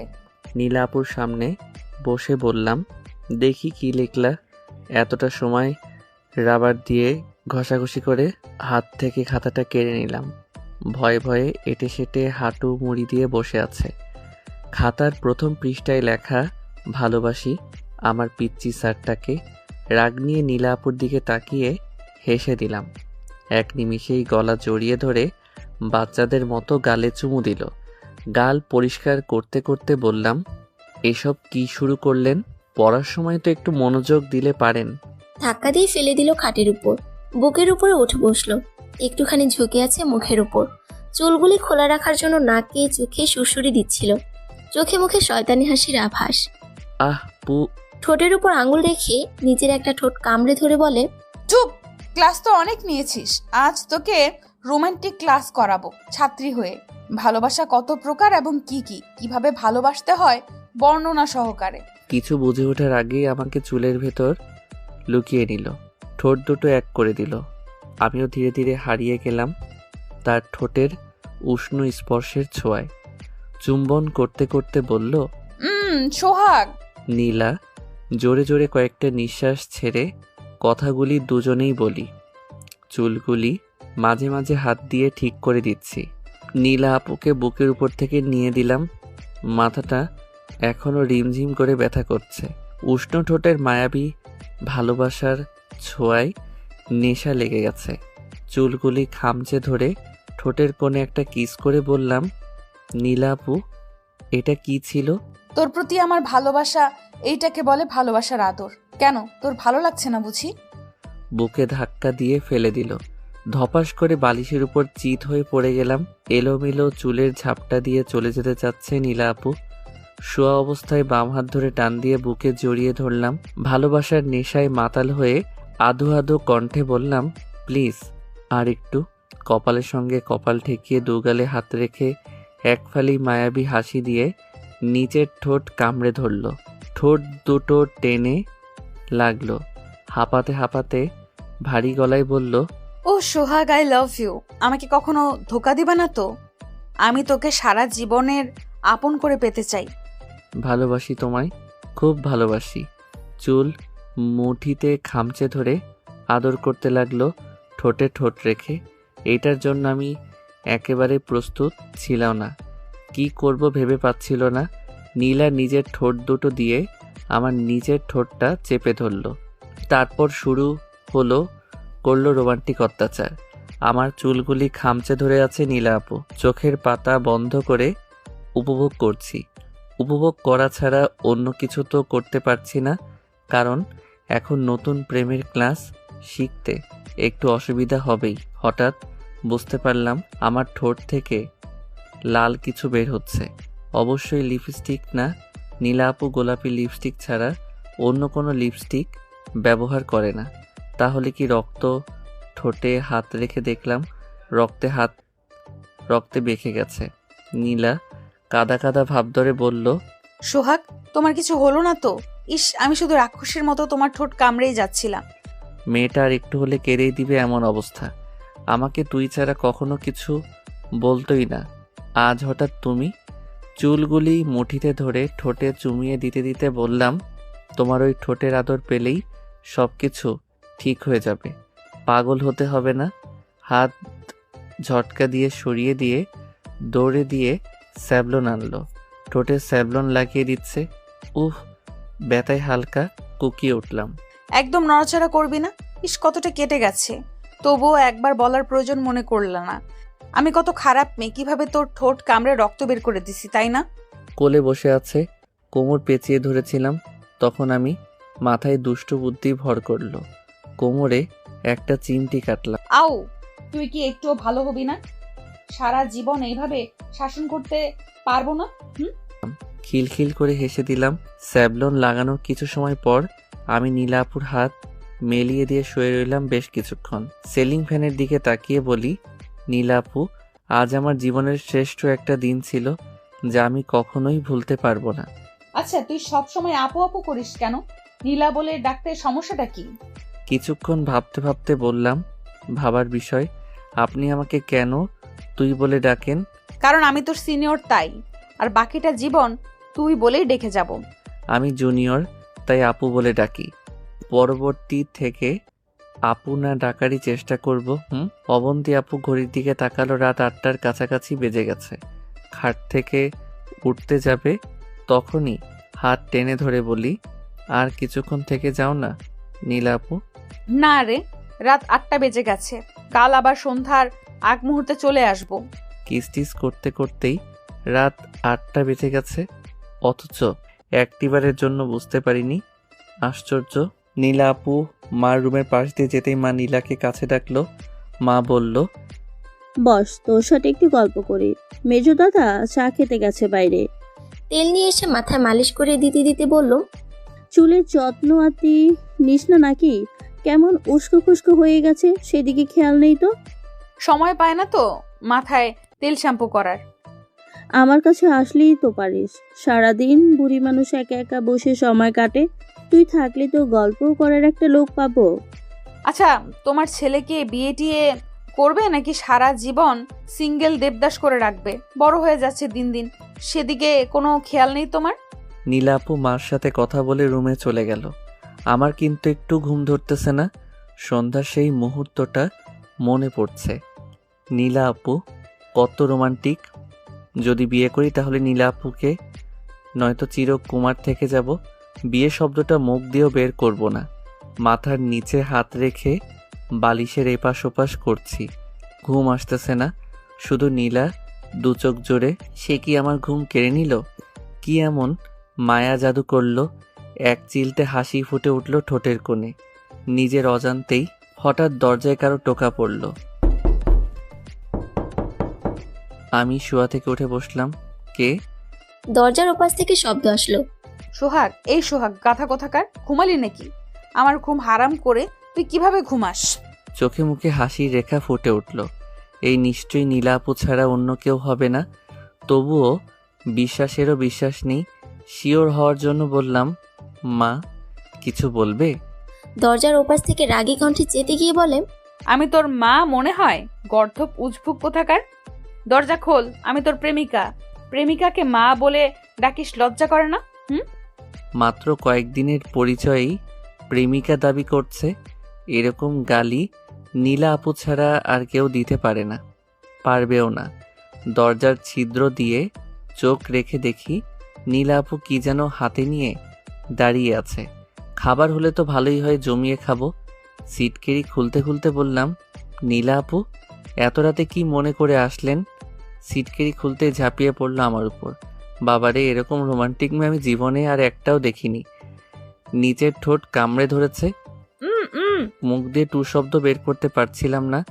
লম্বা একটা কিস দিল চোখ বন্ধ করে, তারপর হাঁপাতে হাঁপাতে বলল, করিস কেন? আর দরজার ছিটকিরি খুলতে এত দেরি হওয়ার কথা নাকি? কি করছিলি? এসেই তো আমার উপর ঝাঁপিয়ে পড়লেন, বলার সুযোগ কই দিলেন? আর সত্যি বলতে আপনার কথাই ভাবছিলাম। উফ, তোকে ছাড়া ঘুম আসতেছিল না একা একা। আর কতদিন? বিয়েটা করলেই তো পারিস। ও মাই গড, দরজার সিটকেরি না লাগিয়ে ভেতরে এসেছেন। মামা দেখলে আর বাঁচবো না, দুজনে জিন্দা পুঁতে ফেলবে। সিটকেরি লাগিয়ে দিলাম, খাটে বসে স্বস্তির নিঃশ্বাস ছেড়ে বসলাম। ধাক্কা দিয়ে ফেলে দিল বালিশের উপর। চল ঘুমাই। একটা মেয়ে মানুষের সাথে রাত পার করব? বিয়ের আগে এসব ভালো না। মাঝখানে কোলবালিশটা রেখে ঘুমানোর ভান ধরলাম। নীলা আপু গভীর ঘুমে মগ্ন। একটা চাদর আর বালিশ নিয়ে ফ্লোরে ঘুমিয়ে পড়লাম। দেখতে খুব সুন্দর হলেও নাক ডাকার অভ্যাসটা পছন্দ হলো না। বিয়ের পর সব ঠিক হয়ে যাবে। মাঝরাতে ঘুম ভেঙে গেল। প্রচণ্ড জোরে হিসু কি বদভ্যাস, মাঝরাতেই কেন পেতে হবে? নীলা আপুকে বাধ্য হয়ে ডাকতে হলো, আপু আপু, এই আপু ওঠো না। চোখ মুখ ডলতে ডলতে আমার দিকে মৃদু হেসে বলল, আসো, বুকে আসো সোনা। ঘুম আসতেছে না বুঝি? আমাকে জড়িয়ে ধরলে ঘুম এমনিই আসবে। আসো। ঘুমন্ত কণ্ঠে বলল, মান্টিকের ভূত যায়নি নীলা। আপু আমার পাইছে খুব জোরে। আমারও খুব ভালোবাসা পাইতে ইচ্ছে করছে। হিসু পাইছে আপু, হিসু। টেবিল ল্যাম্পের কাছে হাতাতে হাতাতে একটা হ্যান্ড টর্চ হাতে নিয়ে বলল, চলো। খুশির ঠেলায় মনে রঙের ছিটা লাগছে। নীলা আপু আপনি অনেক ভালো। বিয়ে আমি আপনাকেই করব যদি করি, কারণ আমারও মাঝরাতে বাথরুমে যেতে ভয় করে। নীলা আপুর মনে একটু রাগ হলো না, বরঞ্চ খুশি হয়েছে। আমি নীলা আপুকে শুধু জীবনসঙ্গী হিসেবেই চাই না, তাকে আমি সারাটা জীবনের জন্য বাথরুমে যাওয়ার জন্য হলেও লাইট ধরার দায়িত্ব দিতে চাই। লাভ ইউ নীলা আপু। তুই ভেতরে যা, আমি দরজার কাছে দাঁড়িয়ে আছি। বুঝলেন আপু, দিনের আলোতে একটু ভূতের ভয় করে না, রাতেই যতটুকু ভয়। এই বুড়া বয়সেও তোর ভূতে ভয় করে? বড় হবি কবে? যাই হোক, তোকে যখন ভালোই বেসেছি, ভূতের ভয় দূর করার জন্য উপায় ঠিকই আছে। যা করার তাড়াতাড়ি করে নে। নীলা আপুকে জড়িয়ে ধরলাম। সে বলল, কি করছিস? ছাড় বলছি। বাহ বাহ আপু বাহ, আপনিই তো বললেন যা করার করে নে তাড়াতাড়ি। রুমে আয়। আপু একা রেখে যাইয়েন, ভয় করে। হাতটা চেপে ধরল নীলা আপু। সত্যি এমন একজন মানুষ পাওয়া ভাগ্যের ব্যাপার। বলেছিলাম সাথে থাকতে। সে আমার ভয় দূর করার জন্য হাতটাই শক্ত করে চেপে ধরল। আমার দিকে না তাকিয়েই বলল, ভয় করিস না, আমি আছি। আর আমি থাকতে ভূত তো দূরের কথা, পেতনিও ধারে কাছে আসবে না। মেয়ে সব কিছুর ভাগ দিলেও মনের মানুষটার ভাগ কাউকেই দিতে চায় না। যেমন নীলা আপুই একটা উদাহরণ। ফ্লোরে ঘুমাতে নীলা আপু চেঁচিয়ে বলল, কি করছিস? নিচে কেন ঘুমাচ্ছিস? আস্তে কথা বলেন আপু, পাশের রুমে মামা ঘুমাচ্ছে, জেগে গেলে কেলেঙ্কারি হয়ে যাবে। এবার সে ধীরে আসতেই বলল, নিচে কেন ঘুমাচ্ছিস? আমি চাইনার চরিত্রে দাগ লাগুক। যেদিন আপনাকে 3 বার কবুল বলে বিয়ে করতে পারবো, সেদিন না হয় আপনার সাথে একটা খাটে ঘুমাবো। ফ্যাল ফ্যাল করে আমার দিকে তাকিয়ে রইল। আশ্চর্য হয়ে তাকিয়ে রইল কিছুক্ষণ, তার ভুরু কুচকে বলল, নিচে ঘুমাচ্ছিস কেন? একসাথে ঘুমানোর জন্য আইসি তোর রুমে। আচ্ছা ঠিক আছে, নিচেই ঘুমাবো তোর সাথে। বিয়ের আগে সব লুটপাট করে নিবে দেখছি। এটা কিভাবে সম্ভব? আমি ছেলে, আপনি মেয়ে। বিয়ের আগে কখনোই এমনটা করা উচিত না। শোন, বেশি কথা বলবি না। ঘুমাবো মানে ঘুমাবো। বাচ্চাদের মতো জিদ করছেন কেন? বোঝার চেষ্টা করুন। আর আমাদের তো বিয়েও হয়নি। বিয়ে হয়নি তো কি হয়েছে? করে নেব। কিন্তু মামা কি মেনে নিবে আমাদের এই সম্পর্ক? আমাদের বংশ পরম্পরায় নিয়ম আত্মীয়তার ভেতর আত্মীয় করতে নেই। সেটা আমি চিন্তা করব, তোর এসব নিয়ে ভাবতে হবে না। তবু আমার পক্ষে এসব সম্ভাবনা। ক্ষমা চাচ্ছি, ছেড়ে দেন। যেদিন বিয়ে হবে সেদিনই এক খাট ভাগাভাগি করে ঘুমাবো। পা কাছ থেকে চাদর নিয়ে গায়ে জড়িয়ে ঘুমিয়ে পড়লাম। সকাল 4টায় ঘুম ভাঙতেই একটা চিৎকার, মা গো বাঁচাও! আমি স্বপ্নেও কল্পনা করিনি। নীলা আপু আমার বুকে মাথা রেখে শরীরে একটা পা তুলে দিয়ে বাঁ হাত দিয়ে গলাটা জড়িয়ে ধরে আছে। নিচের ঠোঁট কামড়ে ধরে রাগী চোখে আমার দিকে তাকিয়ে আছে। ভয়ে আবারও চিৎকার দিতে চাইলাম ওই চোখ দেখে, কিন্তু চিৎকার দিতে তো ঠোঁট নড়াতে হবে। ছাড়লে তো ঠোঁট নড়াবো, তারপর চিৎকার। 30 সেকেন্ড সেইভাবেই নিস্তব্ধতা। ঠোঁট ছেড়ে দিল। এভাবে চেঁচিয়ে উঠলি কেন? আব্বু যদি জেগে যেত তাহলে বিয়ের আগে প্রেম করার প্ল্যানটা ভেস্তে যেত। আজকে বিয়ের নামে সর্বনাশ হইতো প্রায়। সবুর কর, কিছুদিন আগে চুটিয়ে প্রেম করি, তারপর বিয়ে। হাঁপাতে হাঁপাতে এক নিঃশ্বাসে সব বলল। এমন পরিস্থিতির ভেতরেও বিয়ের কথা চিন্তা করা একমাত্র নীলা আপু ছাড়া আর কেউ চিন্তা করতে পারে না। এমনিই তো সারাটা রাত চিন্তায় চিন্তায় পার করছি মামার ভয়ে, তার মাঝে এক একটা কুকর্ম বুকে মাথা রাখার কি দরকার? ওই কি ভাবিস? না, কিছু না। তবে আপনার এভাবে আমার শরীরে হাত পা তুলে দিয়ে এটে সেটে ঘুমানো উচিত না। কেন কেন? হন্তদন্ত হয়ে প্রশ্ন করে। আমার কাতুকুতু লাগে, লজ্জায় টমেটো সসের মতো লাল হয়ে উত্তর দিলাম।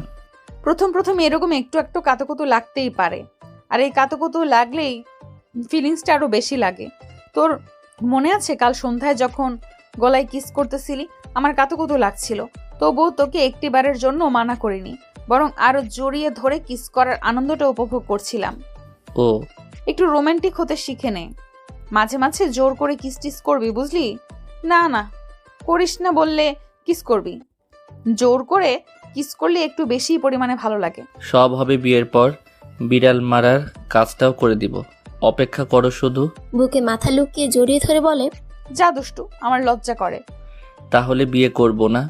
নীলা আপুকে পাজা কোলা করে কোলে তুলে নিয়ে খাটে শুয়ে দিলাম। উঠে যাচ্ছিলাম, ঠিক তখনই শার্টের কলার চেপে ধরে মুখ বরাবর তার ঠোঁটের কাছে এনে বলে, তোর নিচে ঘুমাতে হবে না। ছেলে মানুষ কত ভালো সেটা ফুলসজ্জার রাতে বোঝায়। চুপ থাকলে বংশধর বাড়বে না, তখনের বিষয় আলাদা, বুঝলেন? আর এখন অবৈধ হয়ে যাবে। আহ্লাদে সুরে বলে। না না, আমি ওসব বুঝি না। তুই শুধু আমার, তোর সাথে বিয়ে না হলে আত্মহত্যা করব। বলে এমনভাবে আমাকে 4 হাত পা দিয়ে জড়িয়ে ধরলো, ছাড়াতেই পারলাম না। মেয়েদের শরীরে এরকম শক্তি থাকে জানা ছিল না। আপু আপু, মরে গেলাম। আমার দম নিঃশ্বাস সব বন্ধ হয়ে যাচ্ছে। প্লিজ আপু ছাড়েন, আমার শ্বাসকষ্টের রোগ আছে। হেল্প হেল্প, বাঁচাও। আরো জোরে শক্ত করে চেপে ধরলো। এবার মনে হয় সব হাড় হাড্ডি দুমড়ে মুচড়ে ভেঙে গেল। আত্মা যে কোনো সময় বের হয়ে যেতে পারে। আস্তে আস্তে শরীরের শক্তি কমে গেল, গায়ে লিয়ে গেল। বেশি কথা বললে এক চুম্মা দিয়ে মেরে ফেলবো, বেয়াদব ছেলে কোথাকার। জীবনে আপনার মতো একটা বউ পেলে বাঁচার ইচ্ছা শক্তি মরে যাবে। কেন আপনার সাথে প্রেম করতে গেলাম। আমারে তুলে নাও। ধীরে ধীরে চোখ দুটো নেমে এলো, দুজনেই ঘুমিয়ে পড়লাম। চাদর জিনিসটা কি সেটাও ভুলে গেছি দুজনে। আরো এটে সেটে, সে শক্ত থেকেও শক্ত, তোর জড়িয়ে ধরছি দুজন দুজনকে। এক উষ্ণ স্পর্শ আমাদের ভালোবাসার পথে টেনে নিয়ে যাচ্ছে। নাকের উপর ওর চুলগুলি সুরসুরি দিচ্ছে। লম্বা একটা নিঃশ্বাস নিলাম ঘুমের ভেতরেই। চুলের মাতাল করা ঘ্রাণে ঠোঁটের কোণে মৃদু হাসি ফুটে উঠল। ইচ্ছা করে হাসিনি, কাছে পাওয়ার টানে। ঘুমের ঘোরেও পাগলটা আমাকে ছাড়ল না, ঠোঁটে আদর করতে থাকলো। চকচক শব্দে রুম ভারী হয়ে যাচ্ছে। আমার ঠোঁট দুটো হয়তো তার খুব পছন্দের একটা অংশ, যেটা তাকে বারবার কাছে টানে, অথবা আমাকে রোমান্টিকভাবে উত্তেজিত করার জন্য। কিন্তু কেন? আমার ঠোঁট তো সিগারেটের ধোঁয়ায় ছাই কালো রঙের মতো পুড়ে ছারখার হয়ে গেছে। ঘুমের ভেতর বলে উঠলাম, নীলা আপু কি করছেন? সে শুধু ঠোঁটের তাকিয়ে দিয়ে বলে, oh Sohag, I love you, I really love you. ঠোঁটের সাথে ঠোঁট চেপে ধরল। অথই সাগরের ঢেউয়ের মতো ভাবতে থাকলাম, না, আমার ভালো লাগছে অনেক। অন্য পাশ ফিরে ঘুমাতেই জড়িয়ে ধরল পিছন থেকে। গভীর ঘুমে দুজনে আচ্ছন্ন। ঠক ঠক শব্দে নীলা আপু দরজা খুলে দিল। ঘুমের নেশায় বুঝতেও পারল এটা কার রুম ছিল। দরজার ছিটকেরি খুলে দিয়েই ঘুমাতাল কণ্ঠে বলে, এত ভোরে কে বিরক্ত করতে আসলো? চোখ মুখ ডলতে ডলতে তাকালো দরজার সামনে। ধীরে আস্তে চোখ ঝাপসা থেকে পরিষ্কার হতেই নীলা আপুর কাদা কাদা অবস্থা হয়ে গেল। সামনে আমার মা দাঁড়িয়ে আছে। চোখ মুখে রাগান্বিত ভাব দেখেই বোঝা যাচ্ছে আজ হয়তো তাদের দুজনের কারোরই নিস্তার নেই। দুজনকে আলাদাও করে দিতে পারে অথবা ভাড়াটে বাসা বদলাতে পারে। নীলা আপু বাচ্চাদের মতো কেঁদে দিল। মা রাগ নিয়ে বলে, তোদেরকে একটুও লজ্জা করলো না বিয়ের আগে এক হাতে ঘুমানোর? থাক, আমাকে আর আন্টি বলে ডাকতে হবে না। নীলা আপু আতকে আতকে কথা বলল, তুই কি আমার ছোট ছেলেটাকে মেরে ফেলতে চাস? তোর বাবা এই এলাকার একজন মুরব্বী, সবাই তাকে সম্মান করে, তার কথা সবাই উঠবোস করে। মা আঁচল মুখে চেপে ধরে কেঁদে দিয়ে বলে। নীলা আপু কাঁদতে কাঁদতে চলে যায়। সারা বেলা কাঁদে নীলা। ঘুম থেকে উঠে দেখি পাশে নীলা আপু নেই। মৃদু হেসে বললাম, পাগলিটা পাগলি থেকে গেল। সকাল হতেই নিজের রুমে দৌড়, অথচ রাতে কত রোমান্টিক। মা উঠানে বসে লাউ কাটছে। ব্রাশ করতে করতে সেখানে গিয়ে দাঁড়াতেই বলল, আবেগের বয়সে ভুল কোনো কাজও করিস না, যেটা করলে আমার মান থাকবে না। মার কথার মানে কিছুই বুঝলাম না। ব্রাশ মুখে মার দিকে তাকিয়ে থেকে বেশ কিছুক্ষণ পর উত্তর দিলাম, মা কাকে বলছো? তোর এখন একটি হলেও বোঝার বয়স হয়েছে, কথাটা শুধু মনে রাখলেই চলবে। শাড়ির আঁচল থেকে 2000 টাকা হাতে ধরিয়ে দিয়ে দিল। বুঝতেই পারছি না আজ হঠাৎ মার আচরণে পরিবর্তন। টাকা দিল, কারণটা কি? মা এটা কিসের টাকা? নীলাকে নিয়ে ঘুরে আয়, মেয়েটা ফুচকা খেতে খুব ভালোবাসে, তবে সাবধানে থাকবি, মেজোদা দেখলে অনার্থ হয়ে যাবে। খুশিতে আমি আত্মহারা হয়ে ছুটে গেলাম নীলা আপুর রুমে। দরজায় নক করেও কিছু হলো না। দরজার উপর নিজের কান চেপে ধরলাম। হু হু করে কেউ একজন কান্না করে যাচ্ছে, সে যেন থামার নামগন্ধই নেই। বাইরে থেকে বললাম, নীলা আপু, ও নীলা আপু, কলেজ যাবেন না? কাঁদতে কাঁদতে এক কথায় জবাব দিল, না যাব না, তুই যা। সত্যি আপু, আমাদের আজ কিন্তু শেষ দেখা। ভাড়াটে বাসা বদলাতে হচ্ছে। শেষবারের মতো দেখাও করবেন না? দরজা খুলে সোজা এসে আমাকে বুকে জড়িয়ে ধরে কেঁদে দিল। তারপর চোখের জল ফেলতে ফেলতে বলে, তুই আমাকে ছাড়া থাকতে পারবি? মাথায় হাত বুলিয়ে দিয়ে কপালে একটা চুমু দিয়ে বলে, মিথ্যা বলেছি। চোখ লাল করে তাকিয়ে বলল, তুই থাক, আমি রুমে গিয়ে তৈরি হয়ে আসতেছি, 5 মিনিট, একসাথেই যাব। প্রায় 1 ঘন্টা হয়ে গেল, কিন্তু 5 মিনিট শেষ হওয়ার কোনো নামগন্ধই নেই। দাঁড়িয়ে থাকতে থাকতে পা ব্যথা হয়ে গেছে।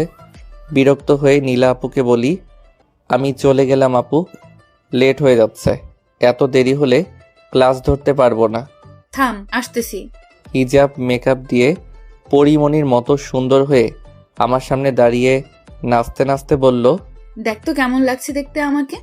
একটা কথা বলি আপু, মন খারাপ করবেন না তো? বল। আর সব সময় আপু আপু বলে ডাকবি না, আমার শুনতে খারাপ লাগে। ঠিক আছে, ডাকবো না। তবে গালে হাত দিয়ে ভাবতে থাকলাম, তবে কি? আপনাকে মেকআপ ছাড়াও সুন্দর লাগে। এত মেকআপ না দিলেও পারতেন। বেশি কথা বলিস না, চল। হাত ধরে টানতে টানতে নিয়ে গেল রিকশায়। পাশাপাশি বসে আছি। প্রচুর গরম লাগছে। গরম লাগার কারণটা হলো নীলা আপু। হাতের ভেতর হাত ঢুকিয়ে এঁটে সেটে পাশাপাশি বসে আছি। আর মাঝে মাঝে রাস্তায় বিক্রেট থাকলে রিকশার ঝাঁকিতে ভয় পাওয়ার অজুহাত দিয়ে জড়িয়ে ধরছে। ছাড়তেই চাই না জড়িয়ে ধরলে। আচ্ছা আপু, রিকশাওয়ালা একজন মুরব্বী, তার সামনে এভাবে জড়িয়ে ধরলে হয়? লজ্জা করলো একটু। রিকশাওয়ালা খিলখিল করে হেসে দিল। আমি আশ্চর্য হয়ে বললাম, চাচা মিয়া, হাসির কারণটা কি জানতে পারি? করেন আর করো, দুটার ভেতর পার্থক্য হলো বড় আর ছোট। বড়দের আপনি বলা হয় আর ছোটদের তুমি। তো তার মানে বৌমা তোমার বয়সে বড়? দুজনেই হাসতে শুরু করে দিল। মাঝখানে আমি লজ্জায় লাল হয়ে পায়ের দিকে মাথা নিচু করে তাকিয়েছিলাম। নীলা আপু জড়িয়ে গালে চুমু দিয়ে বলল, এটা আমার পিচ্চি বর, অনেক ভালোবেসে দুজনে বিয়ে করেছি। কি আশ্চর্য! নীলা আপুকে বিয়ে কখন করলাম? তবুও লোক সমাজে বলে বলে মান সম্মান ডোবাচ্ছে। নীলা আপু ঝাপটে বুকের সাথে জড়িয়ে ধরে আছে। চোখ তুলে তার দিকে তাকাতেই ছেড়ে দিয়ে বলল, তাকিয়ে আছিস কেন? রিক্সা ভাড়া দে, আর শোন, বেশি দিবি ভাড়া। রিকশাওয়ালা প্রশংসা করায় মনে হয় একটু বেশি খুশি হয়েছে নীলা আপু। হতাশা ভরা কণ্ঠে বলি, আপু আমার কাছে তো ভাঙতি টাকা নাই, 1000 টাকার নোট সব। পার্স খুলে ভাড়া দিল। যা ভেবেছিলাম তার থেকে একটু বেশি ভাড়া দিয়েছে। নীলা আপু আগে আগে হাঁটা ধরলো। দৌড়ে গিয়ে তার পায়ে গতির সাথে নিজেকে মানিয়ে নিয়ে হাঁটতে হাঁটতে বলি, নীলা আপু। কি হলো, রাস্তায় এত কথা বলিস কেন? আপু আপু করে মাথা খাচ্ছিস কেন? অন্য কোনো ডাক কি মুখে আসে না? না মানে আপনাকে কিছু বলার ছিল। বল তাহলে, চুপ করে আছিস কেন? আপনি এতগুলি টাকা কই পাইলেন? পার্সে দেখলাম অনেক টাকা। আব্বুর পকেট থেকে নিছি। বলেই চাপ হাসি দিল। মামা কিছু বলেনি আপনাকে? তাও আবার এতগুলি টাকা? না, বলবে না। আব্বু আমাকে অনেক ভালোবাসে, পরিবারের একমাত্র সন্তান। বকা দাও আর বেশি কিছু বলে না। আর আমার কাছে মাত্র 2000 টাকা আছে। আপনার কাছে এসব কিছুই না। এতগুলি টাকার কাছে পকেটে হাত দিয়ে একরাশ হতাশার নিঃশ্বাস ছেড়ে কথাগুলি বলি। গাল টেনে বলে, ওরে আমার জুনিয়র প্রেমিক রে, তোর টাকাই আগে খাবো। চলেন, কি খাবেন? তবে লিমিটের বাইরে না। বুঝতেই পারছেন পকেট বেশি গরম না। চিন্তা করিস না, আমার পার্সে অনেক টাকা আছে। ফুরিয়ে গেলে আমারটা দিয়েও সারাদিন এনজয় করব। হাত ধরে টানতে টানতে ফুচকার দোকানে বসালো। বাহ, চমৎকার। নীলা আপুর উপর যেটা বিশ্বাস ছিল তাই। ফুচকা পাগলি একটা মেয়ে। বুঝি না জিনিসটা খেয়ে কি মজা পায় মেয়েরা। তুই ফুচকা খাবি নাকি চটপটি? হঠাৎ করে নীলা আপুর কথা শুনে হুঁশ ফিরল। ও হ্যাঁ, আমাদের তো কলেজে যাওয়ার কথা ছিল। রাখ তোর কলেজ, একদিন না গেলে কিছুই হবে না। অনেক বছর পর তোকে নিয়ে একটু ঘুরতে আসলাম। কোথায় একটু এটা সেটা তুলে খাওয়াবি তা না। কি খাবি বল? না আপু, আমি এসব খাই না। বমি আসে এসব খেলে। আপনি নিজেই খেয়ে নিন। আসলেই ছেলেরা এসব খেতে একটু কমই পছন্দ করে, বিশেষভাবে ফুচকা। গালে হাত দিয়ে নীলা আপুর খাওয়া দেখছি। মাঝে মাঝে 2-1টা নিজ হাতে তুলে খাইয়ে দিচ্ছি। তাতে অনেক নিজেকে রোমান্টিক মনে হলো। ঝালে নাক টানতে টানতে খাচ্ছে। এত ঝাল খেলে তো পেট ব্যথা করবে। চোখ মুখ দিয়ে পানি বেরিয়ে আসছে। ঝালে ছটফটিয়ে যাচ্ছে। পাগলের মতো হয়ে বলতে থাকে, পানি পানি দাও, মরে গেলাম গো।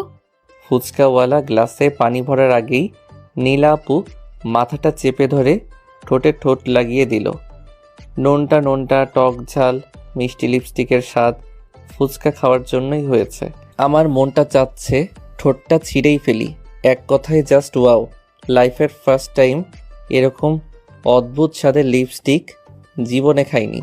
পানি হাতে উজবুকের মতো সামনে দাঁড়িয়ে আছে ফুচকাওয়ালা। বা হাত দিয়ে মুখটা ঘুরিয়ে দিয়ে হা হয়ে থাকা মুখ বন্ধ করে দিলাম। দুজনেই হাঁপাতে লাগলাম। ঠোঁটটা একটু একটু জ্বালা পোড়া করছে, তবুও অনেক মজা পাইছি। নীলা আপু মিষ্টি দিয়ে তাকালো। ফুচকা খাওয়ার টাকা দিয়ে কিছুক্ষণ পরে পার্কের উদ্দেশ্যে হাঁটতে লাগলাম। নীলা আপুর হাতে একটা পপকর্নের প্যাকেট রাস্তায় নিয়েছে। কেন নিয়েছে জানা নেই। পার্কে বসতেই বলল, তোর মাথাটা আমার কোলে রাখ। কেন? আহা রাখ না, দেখবি ভালো লাগবে। প্রেম করার যে ফিলিংসটা আছে সেটা কেমন বুঝতে পারতি। নীলা আপুর কোলে মাথা রাখতেই শরীরটা কেঁপে উঠল। এই প্রথম কারো স্পর্শ কোলে মাথা রাখা অনুভূতিটাই অন্যরকম। পপকর্ন একটা একটা করে মুখে পুরে দিচ্ছি। সন্ধ্যার আলো ঘনিয়ে এসেছে। একটু একটু শীতও করছে। পাশে ভালোবাসার প্রাণ প্রিয়তমা নীলা আপু। এই জীবনে আর কি চাই? যদি সে থাকে, আর না থাকলে জীবনটাই বৃথা। মাথায় হালকা হাত বুলাতে বুলাতে বলে, জানিস তোকে নিয়ে কত স্বপ্ন দেখি আমি। আন্টি আব্বুর মাঝে যখন সয় সম্পত্তি নিয়ে ঝগড়া হয়, তোরা অন্য শহরে চলে যাস।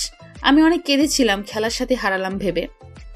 এখন তো কোনো চিন্তা নেই, আমি এসে গেছি। রাত হয়ে আসার আগেই সেখান থেকে উঠে বাড়ির দিকে হাঁটতে লাগলাম। হাতটা নীলা আপুই ধরে আছে। এমনভাবে ধরে আছে যেন আমরা পালিয়ে বিয়ে করতে যাচ্ছি। রুমে এসে হাঁপ ছেড়ে বসতেই ফ্যানের বাতাসে দু চোখের পাতা নেমে আসতে শুরু করলো।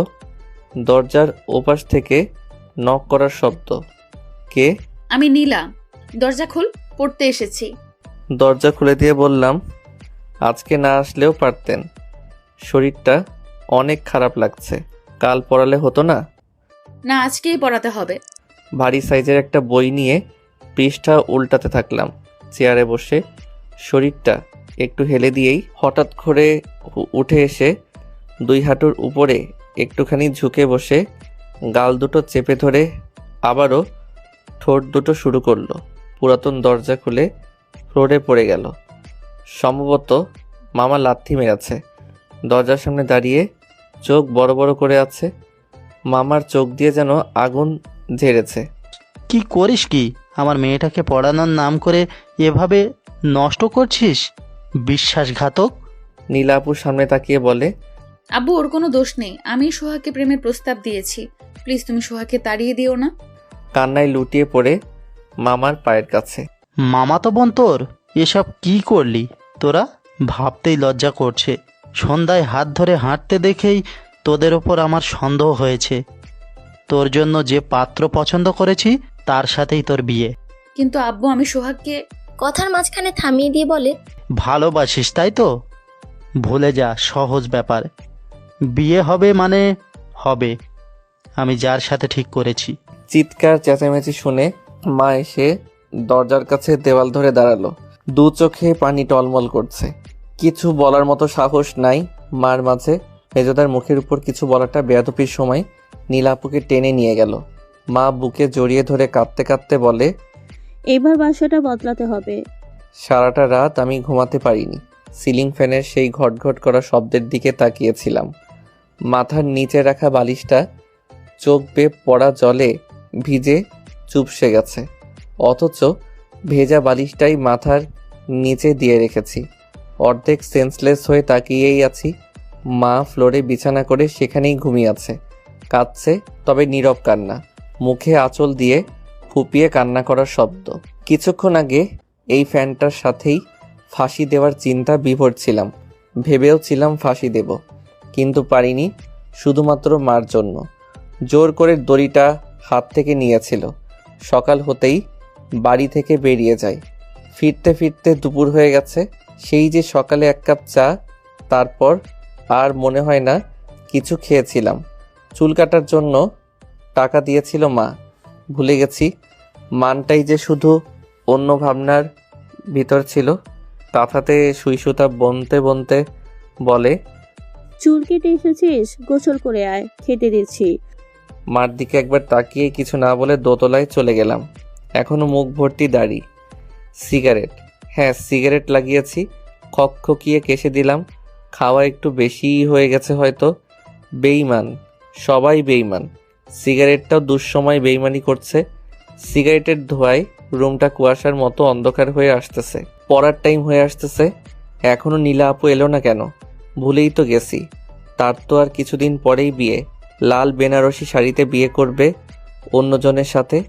অনেক স্বপ্ন দেখিয়েছিল আমাকে, বিয়ে করলে আমাকেই করবে।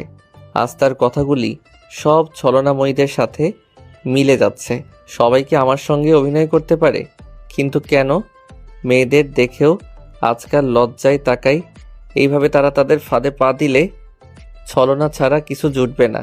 সে হয়তো সংসারের চাপে ভুলে যাবে আমাকে, কিন্তু আমি কিভাবে ভুলতে পারবো তাকে? রাবার দিয়ে মুছে ফেলবে তার সব পুরনো স্মৃতিগুলো, শুধু ভুলতে পারবো না আমি। সন্ধ্যায় গিয়ে ছাদে দাঁড়ালাম। লাইটার দিয়ে সিগারেটে আগুন লাগিয়ে সুখ টান দিতে ব্যস্ত 2 ঠোঁট। এমন সময় নীলা আপু বুকের ভেতরটা কেমন যেন ব্যথায় কষ্ট পাচ্ছে। হয়তো পুরনো স্মৃতি মনে পড়ছে। এই ভোর সন্ধ্যায় গোসল করে তোয়ালে দিয়ে চুলগুলি মুছতে লাগলো। মৃদু স্বরে বলল, কেমন আছিস? চোখের নিচে মেয়েটার কালো দাগ পড়ে গেছে। কিন্তু কেন?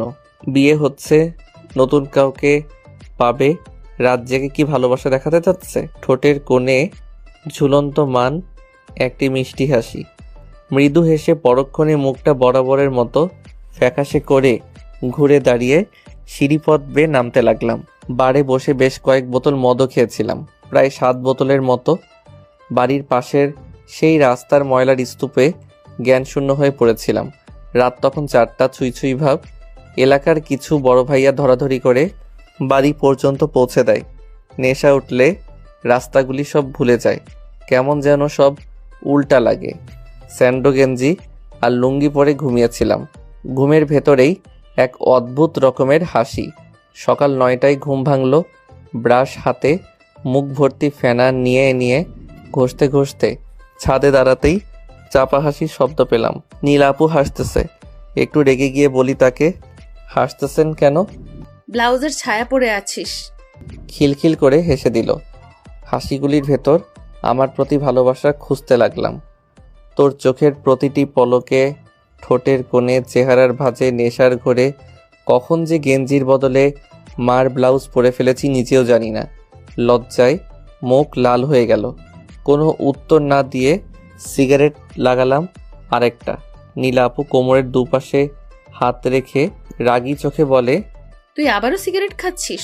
এবার আর চুপ থাকতে পারলাম না। বাঁ পাশের চোখ কুঁচকে বলি, আমি আপনার কি স্বামী নাকি প্রেমিক? অধিকার খাটানোর মতো দায়িত্ব আপনার কাছে নেই? আমার মা যেখানে কিছুই বলে না, আপনি কেন অধিকার খাটাচ্ছেন? হ্যাঁ, অধিকার দেখানোর আপনি কে? কথাগুলি নীলাপুর মনে বেশ ভালোভাবেই আঘাত করেছে, সেটা তার চোখ দেখে বোঝা যাচ্ছে।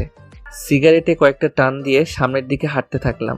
নীলা আপু পিছন থেকে চেঁচিয়ে বলে উঠল, সোহাগ যাস নে, তোর সাথে কিছু কথা আছে। কয়েক সেকেন্ডের জন্য থেমে গিয়ে আবারও সামনের দিকে পা বাড়ালাম। রুমে ঢুকলাম। রুমে ঢুকে দেখি মা সবকিছু গোছাচ্ছে।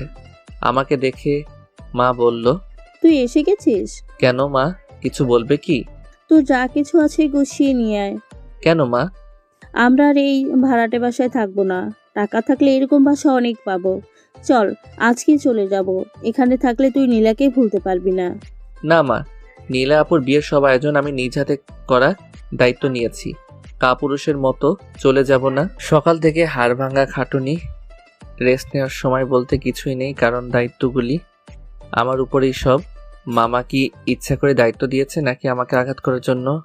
মারপিট করলে যতটুকু না আঘাত লাগে তার থেকে বেশি আঘাত লাগে যখন চোখের সামনে স্বপ্ন হারিয়ে যায়।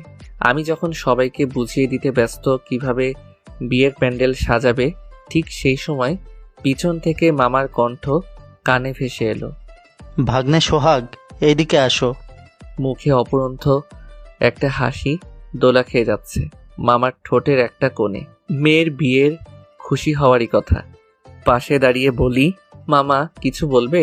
ঠোঁটে রাখা সিগারেটটা মুখ থেকে সরিয়ে বললাম, তবুও কিছুটা ধোয়া কথাগুলির সাথে সাথে বেরিয়ে যাচ্ছে। মামা আশ্চর্য হয়ে কিছুক্ষণ তাকিয়ে থাকলো। এরকম বেয়াদবের মতো সবার সামনে সিগারেট টানা হয়তো তার মোটেও পছন্দ হয়নি। কেনই বা ভাগ্নের পরিচয় দিলাম?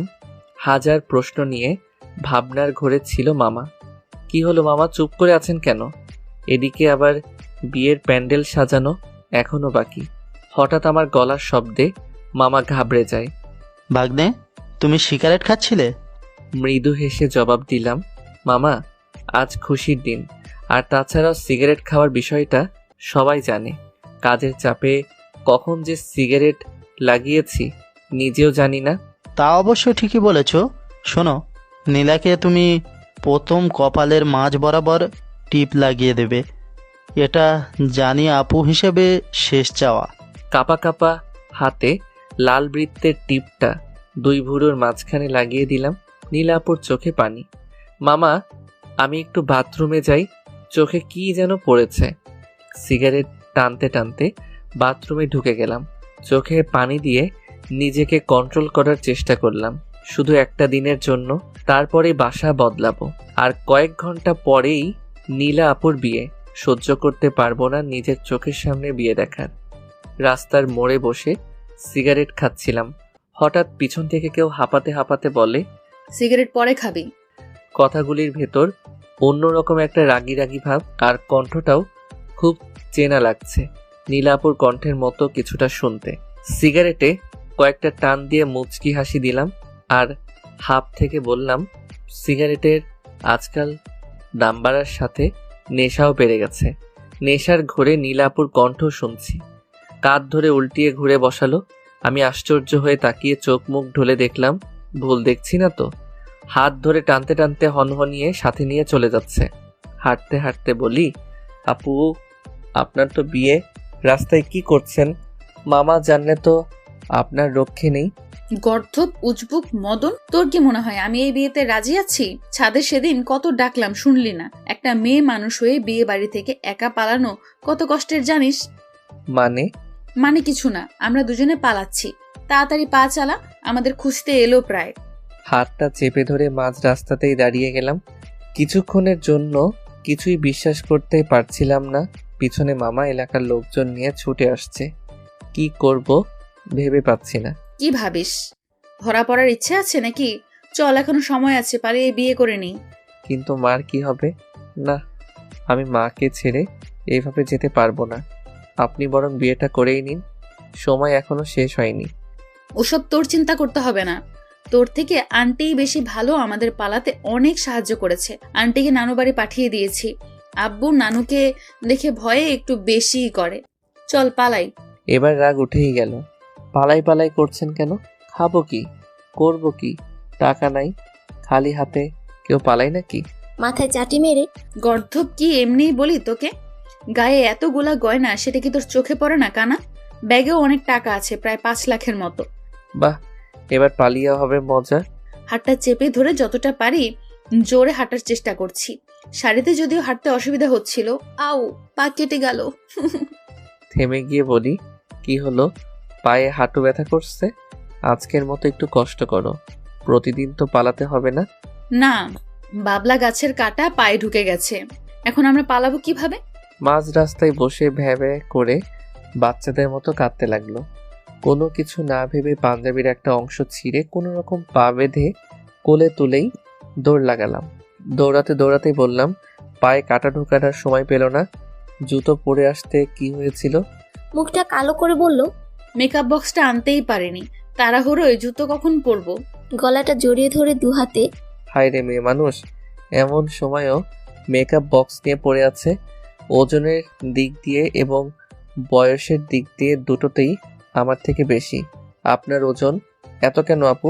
আমি তো হাঁটতেই পারছি না, পাজা কোলা করে দৌড়াচ্ছি। মাঝে মাঝে দাঁড়িয়ে লম্বা লম্বা নিঃশ্বাস নিয়ে আবার দৌড়।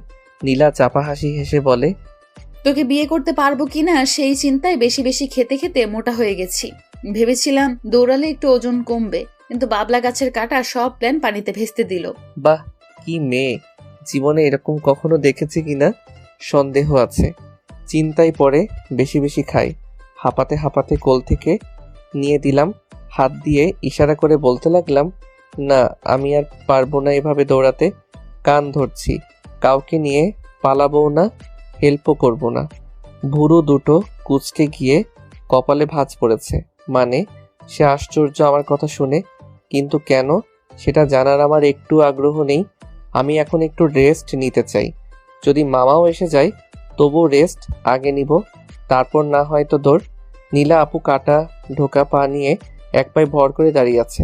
তুর্কি বাজিয়ে বলে, তুই না পুরুষ মানুষ, একটা মেয়েকে কোলে তুলে হাঁটতে একটুতেই হাঁপিয়ে গেলি? আপনার কাছে একটু মনে হলো?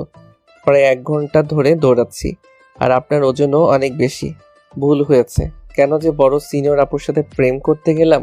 তাহলে এখন আমরা কি করব? হাঁটুতে ভর করে ঝুঁকে থেকে কিছুক্ষণ স্বস্তির নিঃশ্বাস নিয়ে দাঁড়িয়ে হাত ধরলাম। রিক্সাও যাচ্ছে। একটা চাচা মিয়া বাস স্টপ যাবেন। রিক্সাওয়ালা আমাদের দিকে প্যাটেল করতে করতে দাঁড়িয়ে বলল, ভাড়া একটু বেশি দিতে হবে। সে না হয়তো দিব, তাতে সমস্যা নাই। আপনি শুধু একটা হোটেলের ব্যবস্থা করে দিলেই হবে। চাচা মিয়া আমাদের দিকে পা থেকে মাথা পর্যন্ত তাকাচ্ছে। নীলা আপু আমার হাতটা চেপে ধরে পিছনে দাঁড়ালো। ভয় পেয়েছে হয়তো এরকম তাকানো দেখে। আমি বললাম, কি সমস্যাটা কি আপনার? ভাড়া দিলেই তো হলো নাকি? প্রেমিকাকে নিয়ে হোটেলে মজা করবে? তাহলে কিন্তু আমি নিয়ে যাব না, কারণ আমার এরকম একটা মেয়ে ছিল। চাচা মিয়া সত্যি কথাটা কি বলবো? আমি যেহেতু চাচা বলে ডেকেছি, বিশ্বাস করুন আমরা দুজনকেই অনেক ভালোবাসি। বিয়ে করার জন্য পালাইছো? তাহলে ওঠো, ভাড়া দিতে হবে না। নীলা আপু হাতের ভেতর হাত ঢুকিয়ে দিয়ে শাড়ির আঁচলে আমাকে জড়িয়ে দিল। রাত বেশি হওয়ায় শীত শীত ভাব। সিনিয়র আপুদের সাথে প্রেম করার একটা সুবিধা হলো এটা যত্নশীল, একটু বেশি পরিমাণের। কাঁধে মাথা রেখে পাশাপাশি বসা। বুঝলে, তোদের মতো আমার মেয়েটাও একজনকে খুব ভালোবাসতো। হঠাৎ চাচার কথায় আকৃষ্ট হলো মন। নীলা আপু নড়ে চড়ে বসলো। কার না ভালো লাগে লাভ স্টোরি শুনতে? যদি সেটা বাস্তব জীবনের হয় তাহলে তো কথাই নেই। তারপর কি হলো চাচা? গরিব মানুষ ছিলাম, মেয়ে সুন্দর হওয়ায় অনেক কষ্টে যৌতুক দিয়ে মেয়েকে বিয়ে দেওয়ার ব্যবস্থা করি, কিন্তু চাচা হু হু করে কেঁদে দিল। কিন্তু কি চাচা? বিয়ের রাতে আমার মেয়েটা বিষ খেয়ে আত্মহত্যা করে। শুধু ওর মার জন্য বেঁচে আছি, আর তোমাদের মতো ছেলে মেয়েদের সাহায্য করার জন্যই মাঝ রাত পর্যন্ত রিক্সা চালাই, যদি কেউ বিপদে পড়ে এই ভেবে। নীলার চোখে পানি, বুঝতে পারলাম কাজী অফিসে নামিয়ে দিয়ে নিজে দাঁড়িয়ে আমাদের বিয়ে করানোর জন্য প্রমাণ হলো। ফুলের মালা দিয়ে কাজী অফিসে বিয়ে করে নিলাম। চাচা মিয়ার বুদ্ধি শুনে আমরা অবাক হয়ে একে অপরের দিকে তাকালাম। পালানোর পর হোটেল, রেস্টুরেন্ট এসবেই বেশি খোঁজখবর নেওয়া হয়। তোমরা বরং ভাড়াটে বাসায় থাকো, পরিবেশ ঠান্ডা হলে তারপর তোমাদের বাবা মা নিজ থেকে মেনে নেবে। ভাড়াটে বাসায় রেখে চলে গেল। জোর করে হাতে কিছু টাকা গুজে দিয়ে বললাম, চাচার জন্য একটা নতুন শাড়ি আর আপনার জন্য পাঞ্জাবি। না করবেন না, এটা আপনার জামাইয়ের অনুরোধ। নরম গদির বিছানা ভালোই। আমি 4 পা ছড়িয়ে দিয়ে শান্তিতে ঘুমানোর চেষ্টা করলাম। মামার ভয়ে এখনো বুক ধুকধুক করছে। নীলা আপু এসে বলল, গোসল করতে আসতেছি, তুমি থাকো, শরীর ঘামে জবজব করছে। তুমি? সূর্য কি উল্টো দিকে উঠলো নাকি? গাল টিপে দিয়ে বলে, অভ্যাস তো করে নিতে হবে নাকি? বিয়ে যেহেতু করেই ফেলেছি, চাইলেই আসতে পারো, একসাথে গোসল করব। সোজা সাপটা বলে দিলাম, আমি একটু রেস্ট নিতে চাই। 5 মিনিট পর বাথরুম থেকে চেঁচিয়ে নীলা আপু বলল, আমি তো তোয়ালেটা আনতে ভুলে গেছি, দিয়ে যাও না একটু প্লিজ। ওয়েট।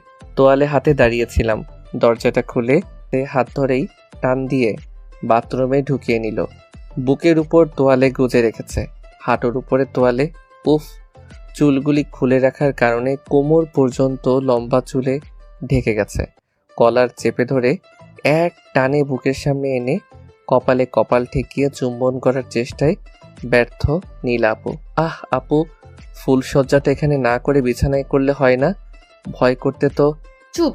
আর নয় মামাতো ভাই বোন, এখন থেকে আপুও ডাকবে না, শুধু জান টুসি, বউ আর বর, বুঝলে? তোয়ালেটা খুলে ধরতেই চোখ চড়ক গাছ। রাতের আলোয় সূর্য দেখা সবার কপালে থাকে না, আর আমার সামনেই সূর্যটা দাঁড়িয়ে আছে। চোখ মুখ কচলিয়ে আবারও তাকালাম। স্বপ্ন দেখছি না তো? তোয়ালেটা হাত থেকে ছেড়ে দিয়ে জড়িয়ে ধরল। ঝর্ণার নিচে মুষলধারে পানি পড়ছে আমাদের সমস্ত শরীর জুড়ে। কপালের সিথি বেয়ে পানি বেয়ে বেয়ে নদীর মতো এঁকে বেঁকে যাচ্ছে। দুজনেই ফ্রেশ কিস করতে মগ্ন। ঠোঁটের তালে তাল মিলিয়ে জিভ ছুঁয়ে আদর করতে থাকলাম।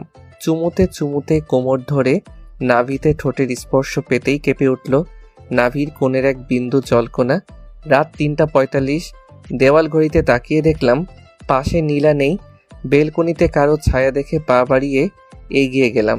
পিছন থেকে চুলগুলি সরিয়ে দিয়ে খোলা পিঠে কিস করতে করতে বলি, ঘুমাবে না? কাঁধে পার হয়ে তার গাল ঘেঁষে আছে আমার মুখমণ্ডল। গালে হাত রেখে বলে, আজ আমার ঘুম আসবে না, এই রাতটা শুধু তোমার আর আমার। তোমাকে কাছ থেকে পেতে চেয়েছি, আজ সেই রাত। নীলার শরীরে আমার শার্ট পরা, আর আমি তোয়ালে জড়িয়ে আছি মাজায়। পাজা কোলা করে এগিয়ে যাচ্ছি বিছানার দিকে। চোখাচোখি হচ্ছে দুটি চোখ। সকালে যখন ঘুম ভাঙল তখন নীলা আমার মুখমণ্ডল জুড়ে নিজের চুলের সুরসুরি দিচ্ছে। চোখে মুখে দুষ্টু হাসি।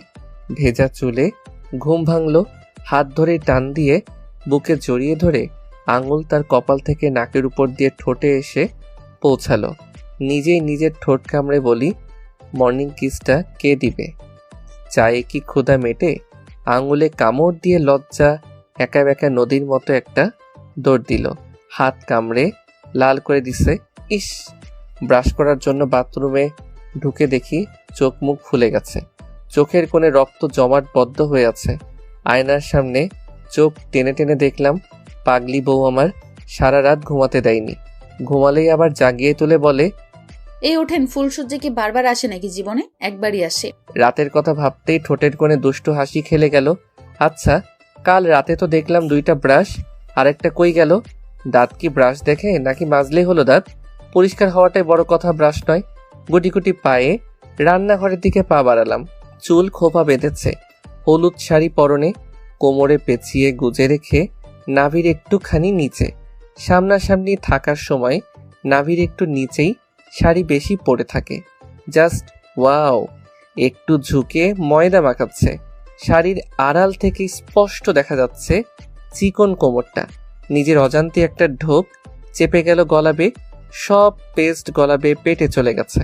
হঠাৎ করে কাঁধ থেকে হাত স্লিপ করতে করতে কোমর থেকে নাভির উপর দুই হাতে বুকে চেপে ধরি। চমকে গিয়ে ধনুকের মতো কোমর বেঁকে যায়।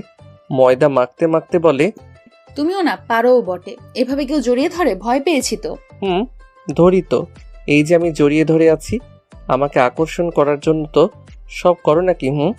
একটা বিষয় বুঝতেছি না, কাল 2টা ব্রাশ দেখলাম, আজ একটা কেন? এবার ময়দা মাখা রেখে ঘুরে দাঁড়িয়ে তাকালো, চোখে চোখ রেখে, আর গলার দুপাশে হাত রেখে বলে, কেন ফেলে দিছি? ফেলে দিছো মানে? এটা তাহলে কার ব্রাশ? ইয়াক থু, তোমার ব্রাশ দিয়ে এতক্ষণ দাঁত মাজতেছিল? কপাল থেকে হাতে নরম আঙুল স্লিপ করতে করতে নাক টিপে দিয়ে বলে, তো কি হয়েছে? এক ব্রাশে ব্রাশ করলে ভালোবাসা বাড়ে, জানো না? এখন থেকে রোজ এটাই করতে হবে, আমি যা বলবো তাই, বুঝলা? মাথার ঠিক পেছনে হাত রেখে ঠোঁটে ছোঁয়ার চেষ্টা করতে বলল, এখন কোনো কি পাবে না। ব্রাশ না করলে মুখে অনেক জীবাণু থাকবে, ব্রাশ পরে। বাচ্চাদের মতো বাইনা ধরে বলি, না না, এখনই মানে এখনই দিতে হবে। চোখ রাগিয়ে বলে, না মানে বোঝো না, যাও ব্রাশ করে আসো। সিনিয়র আপুদের সাথে বিয়ে করার এই এক ঝামেলা। কথায় কথায় হুকুম দেয় আর রাগ দেখায়। হালকা ফ্রেশ হয়ে ডাইনিং টেবিলে বসলাম। তুই খাবি না? আজ আমি তোকে খাইয়ে দেব। এইটা কেমন ডাক তুমি সাথে তুই বিক্রিয়া? বুঝলাম না কিছু, পাগল হলে নাকি? না, চেষ্টা করছিলাম তুমি বলে ডাকার। এখন থেকে অভ্যাস করে নিচ্ছি, বুঝছো? পরে বাচ্চা কাচ্চা হওয়ার পর তুই বলে ডাকলে কেমন লাগবে বলো তো? বাহ, সেই চিরচেনা খাদ্য লুচি। খাদ্য নাকি সন্দেহ, হয়তো এটা আমাদের বংশের প্রধান খাদ্য লুচি। 2য় নাম্বারে ভাত, তার কোনো গ্যারান্টি নেই, আমি 100% শিওর। সাথে মাংস আর থকথকে 1 হাঁটু পরিমাণ পানির মতো ঝোল। আমার বংশের ছেলেরা যা বলে আর কি। গালে হাত রেখে বেচারা লুচিগুলির দিকে তাকিয়ে আছি। কয়েকটা পুড়ে কয়লা হয়ে গেছে, আর বাকিগুলি হসপিটালে অ্যাডমিশন দিতে হবে। কেন যে পালিয়ে করতে গেলাম। সিগারেট খেয়ে চোখের জলে ভাসিয়ে দেওয়াটাও স্বাস্থ্যের জন্য ক্ষতিকর না, শুধু সন্দেহ ছিল চোখের পানি যেন শুকিয়ে না যায়। আমার উদাসীনতা দেখে বলল, খাচ্ছ না যে? পছন্দ হয়নি বুঝি? আমারটা কেন পছন্দ হবে? পাশের বাড়ির ভাবিদের রান্নাই তো বেশি পছন্দ। একদিনও হয়নি, এখানে ভাড়া থাকি। এরই মাঝে সন্দেহ করা শুরু করে দিচ্ছে। আমতা আমতা করে বললাম, না মানে নীলা, তুমি এত সুন্দর করে রান্না করেছো, আমার তো ইচ্ছা করছে এগুলি না খেয়ে দেওয়ালে ঝুলিয়ে রাখি, আর সেখানে লেখা থাকবে আমার বউয়ের রান্না। খুশি উৎফুল্ল হয়ে বলে, সত্যি? 3 সত্যি, বিশ্বাস করো, দেখেই পেট ভরে গেছে। এখন থেকে রোজ লুচি মাংস। ইহাকে বলে কোড়ালের উপর পা মারা। যেভাবেই পা পড়ুক না কেন, পা কাটবেই। চেয়ার টেনে পাশে বসে লুচি মুখে ঢুকিয়ে দিচ্ছে। কিছুই বলার নেই, আজ পেট খারাপ হবে সেটা আমার জানা আছে। তবে লুচি মাংসে এত পরিমাণ লবণ, কেউ মনে হয় না লবণ দেয়। 10টা লুচি খাওয়ার পর পেটের উপর হাত রেখে বললাম, আমি একটু বাথরুমে যাচ্ছি, ওকে? বাথরুম থেকে এসে দেখি ফোন। শ্বশুর আব্বা ফোন করেছে। আমাদের আর রক্ষে নেই, কাপা কাপা হাতে ফোন তুললাম। ওপাশ থেকে কান্না জড়িত কণ্ঠে বলে, মা নীলা, আমার ভুল হয়ে গেছে, আমি বুঝতে পারিনি। সম্মানের থেকে তুই বেশি বড়, ফিরে আয় মা। এ তো দেখি মেঘনা চাইতে হারিকেনের আলো। আশ্চর্য, এত তাড়াতাড়ি মেনে নিবে জানতাম না। এপাশ থেকে ছাগলের মতো একটা হাসি দিয়ে, আব্বা সত্যি আসবো? বাটপারি করবেন না তো? হারামজাদা, বিয়ে যখন করেই নিয়েছিস, আসলে কি হবে? চলে আয় আমার মেয়েকে নিয়ে। বিহেভিয়ার ল্যাঙ্গুয়েজ শ্বশুর আব্বা। আমি এখন আর আপনার ভাগ্নে না, জামাই। জামাই হলো দেবতার সমান, সম্মান দিন, নয়তো দেশের বাইরে চলে যাব। হুম, জামাই বাবা বাড়ি আসো। নীলার হাত টেনে ধরে বললাম, চলো তোমাদের বাড়ি যাব। শ্বশুর আব্বা মেনে নিছে। নীলা শুধু কাপড়গুলি গুছিয়ে নিল। বউ আমার হেব্বি সুন্দর, যেটাই পড়ুক না কেন দেখতে সুন্দরই লাগে। নীলা অনেক খুশি। শ্বশুর বাড়ি ফিরতে ফিরতে রাত তখন 8টা 9টা বেজে গেছে। মামার মতো কৃপণ লোক রুমে রং করেছে নতুন করে, তবুও কিপটামি গেল না। শুধু আমাদেরটা বাদে সব রুম ভূতের রাজবাড়ির মতো দেখতে ভয়ঙ্করই থেকে গেছে। শ্বশুর আব্বাকে পা ছুঁয়ে সালাম করার সময় লুঙ্গি টেনে ধরলাম। আব্বা উপরে টানে, আমি নিচে। অনেক সালাম করেছো বাবা, এবার তো ওঠো। আপনার মেয়ের পিছনে অনেক কাঠখড় পুরাতে হয়েছে, মন খুশি করে পকেট ভরিয়ে দিন। দোয়া নেওয়ার পর রুমে ঢুকে অবাক হয়ে গেলাম। বাসর ঘরের মতো করে সাজানো রুমটা চমৎকার। শ্বশুর আব্বা, আমি হয়তো পৃথিবীর অন্যতম মানুষ যে কিনা দ্বিতীয়বার ফুলসজ্জা করতেছে। সবই কপাল ভাও, কপাল। অনেক বছর পর। ছাদে সন্ধ্যার সময় বসে আছি, লাঠি ভর দিয়ে বউ নীলার পাশে বসলো। চশমাটা একটু পাঞ্জাবিতে মুছে আবার চোখ দিলাম। কাঁধে মাথা রেখে পাশাপাশি বসে আছি। কাপা কাপা হাতে রক্তে লাল ডুবন্ত সূর্যের দিকে আঙুল তাক করে বলে, সূর্যটা অনেক সুন্দর, তাই না? কি জানি বউ, বয়স 50, ছুঁই ছুঁই চোখে কিছুই দেখতে পাই না ঠিক মতো। আমাকে আর আগের মতো ভালোবাসো না তুমি। বয়স হয়েছে দেখে অবহেলা করা শিখে গেছো, তাই না?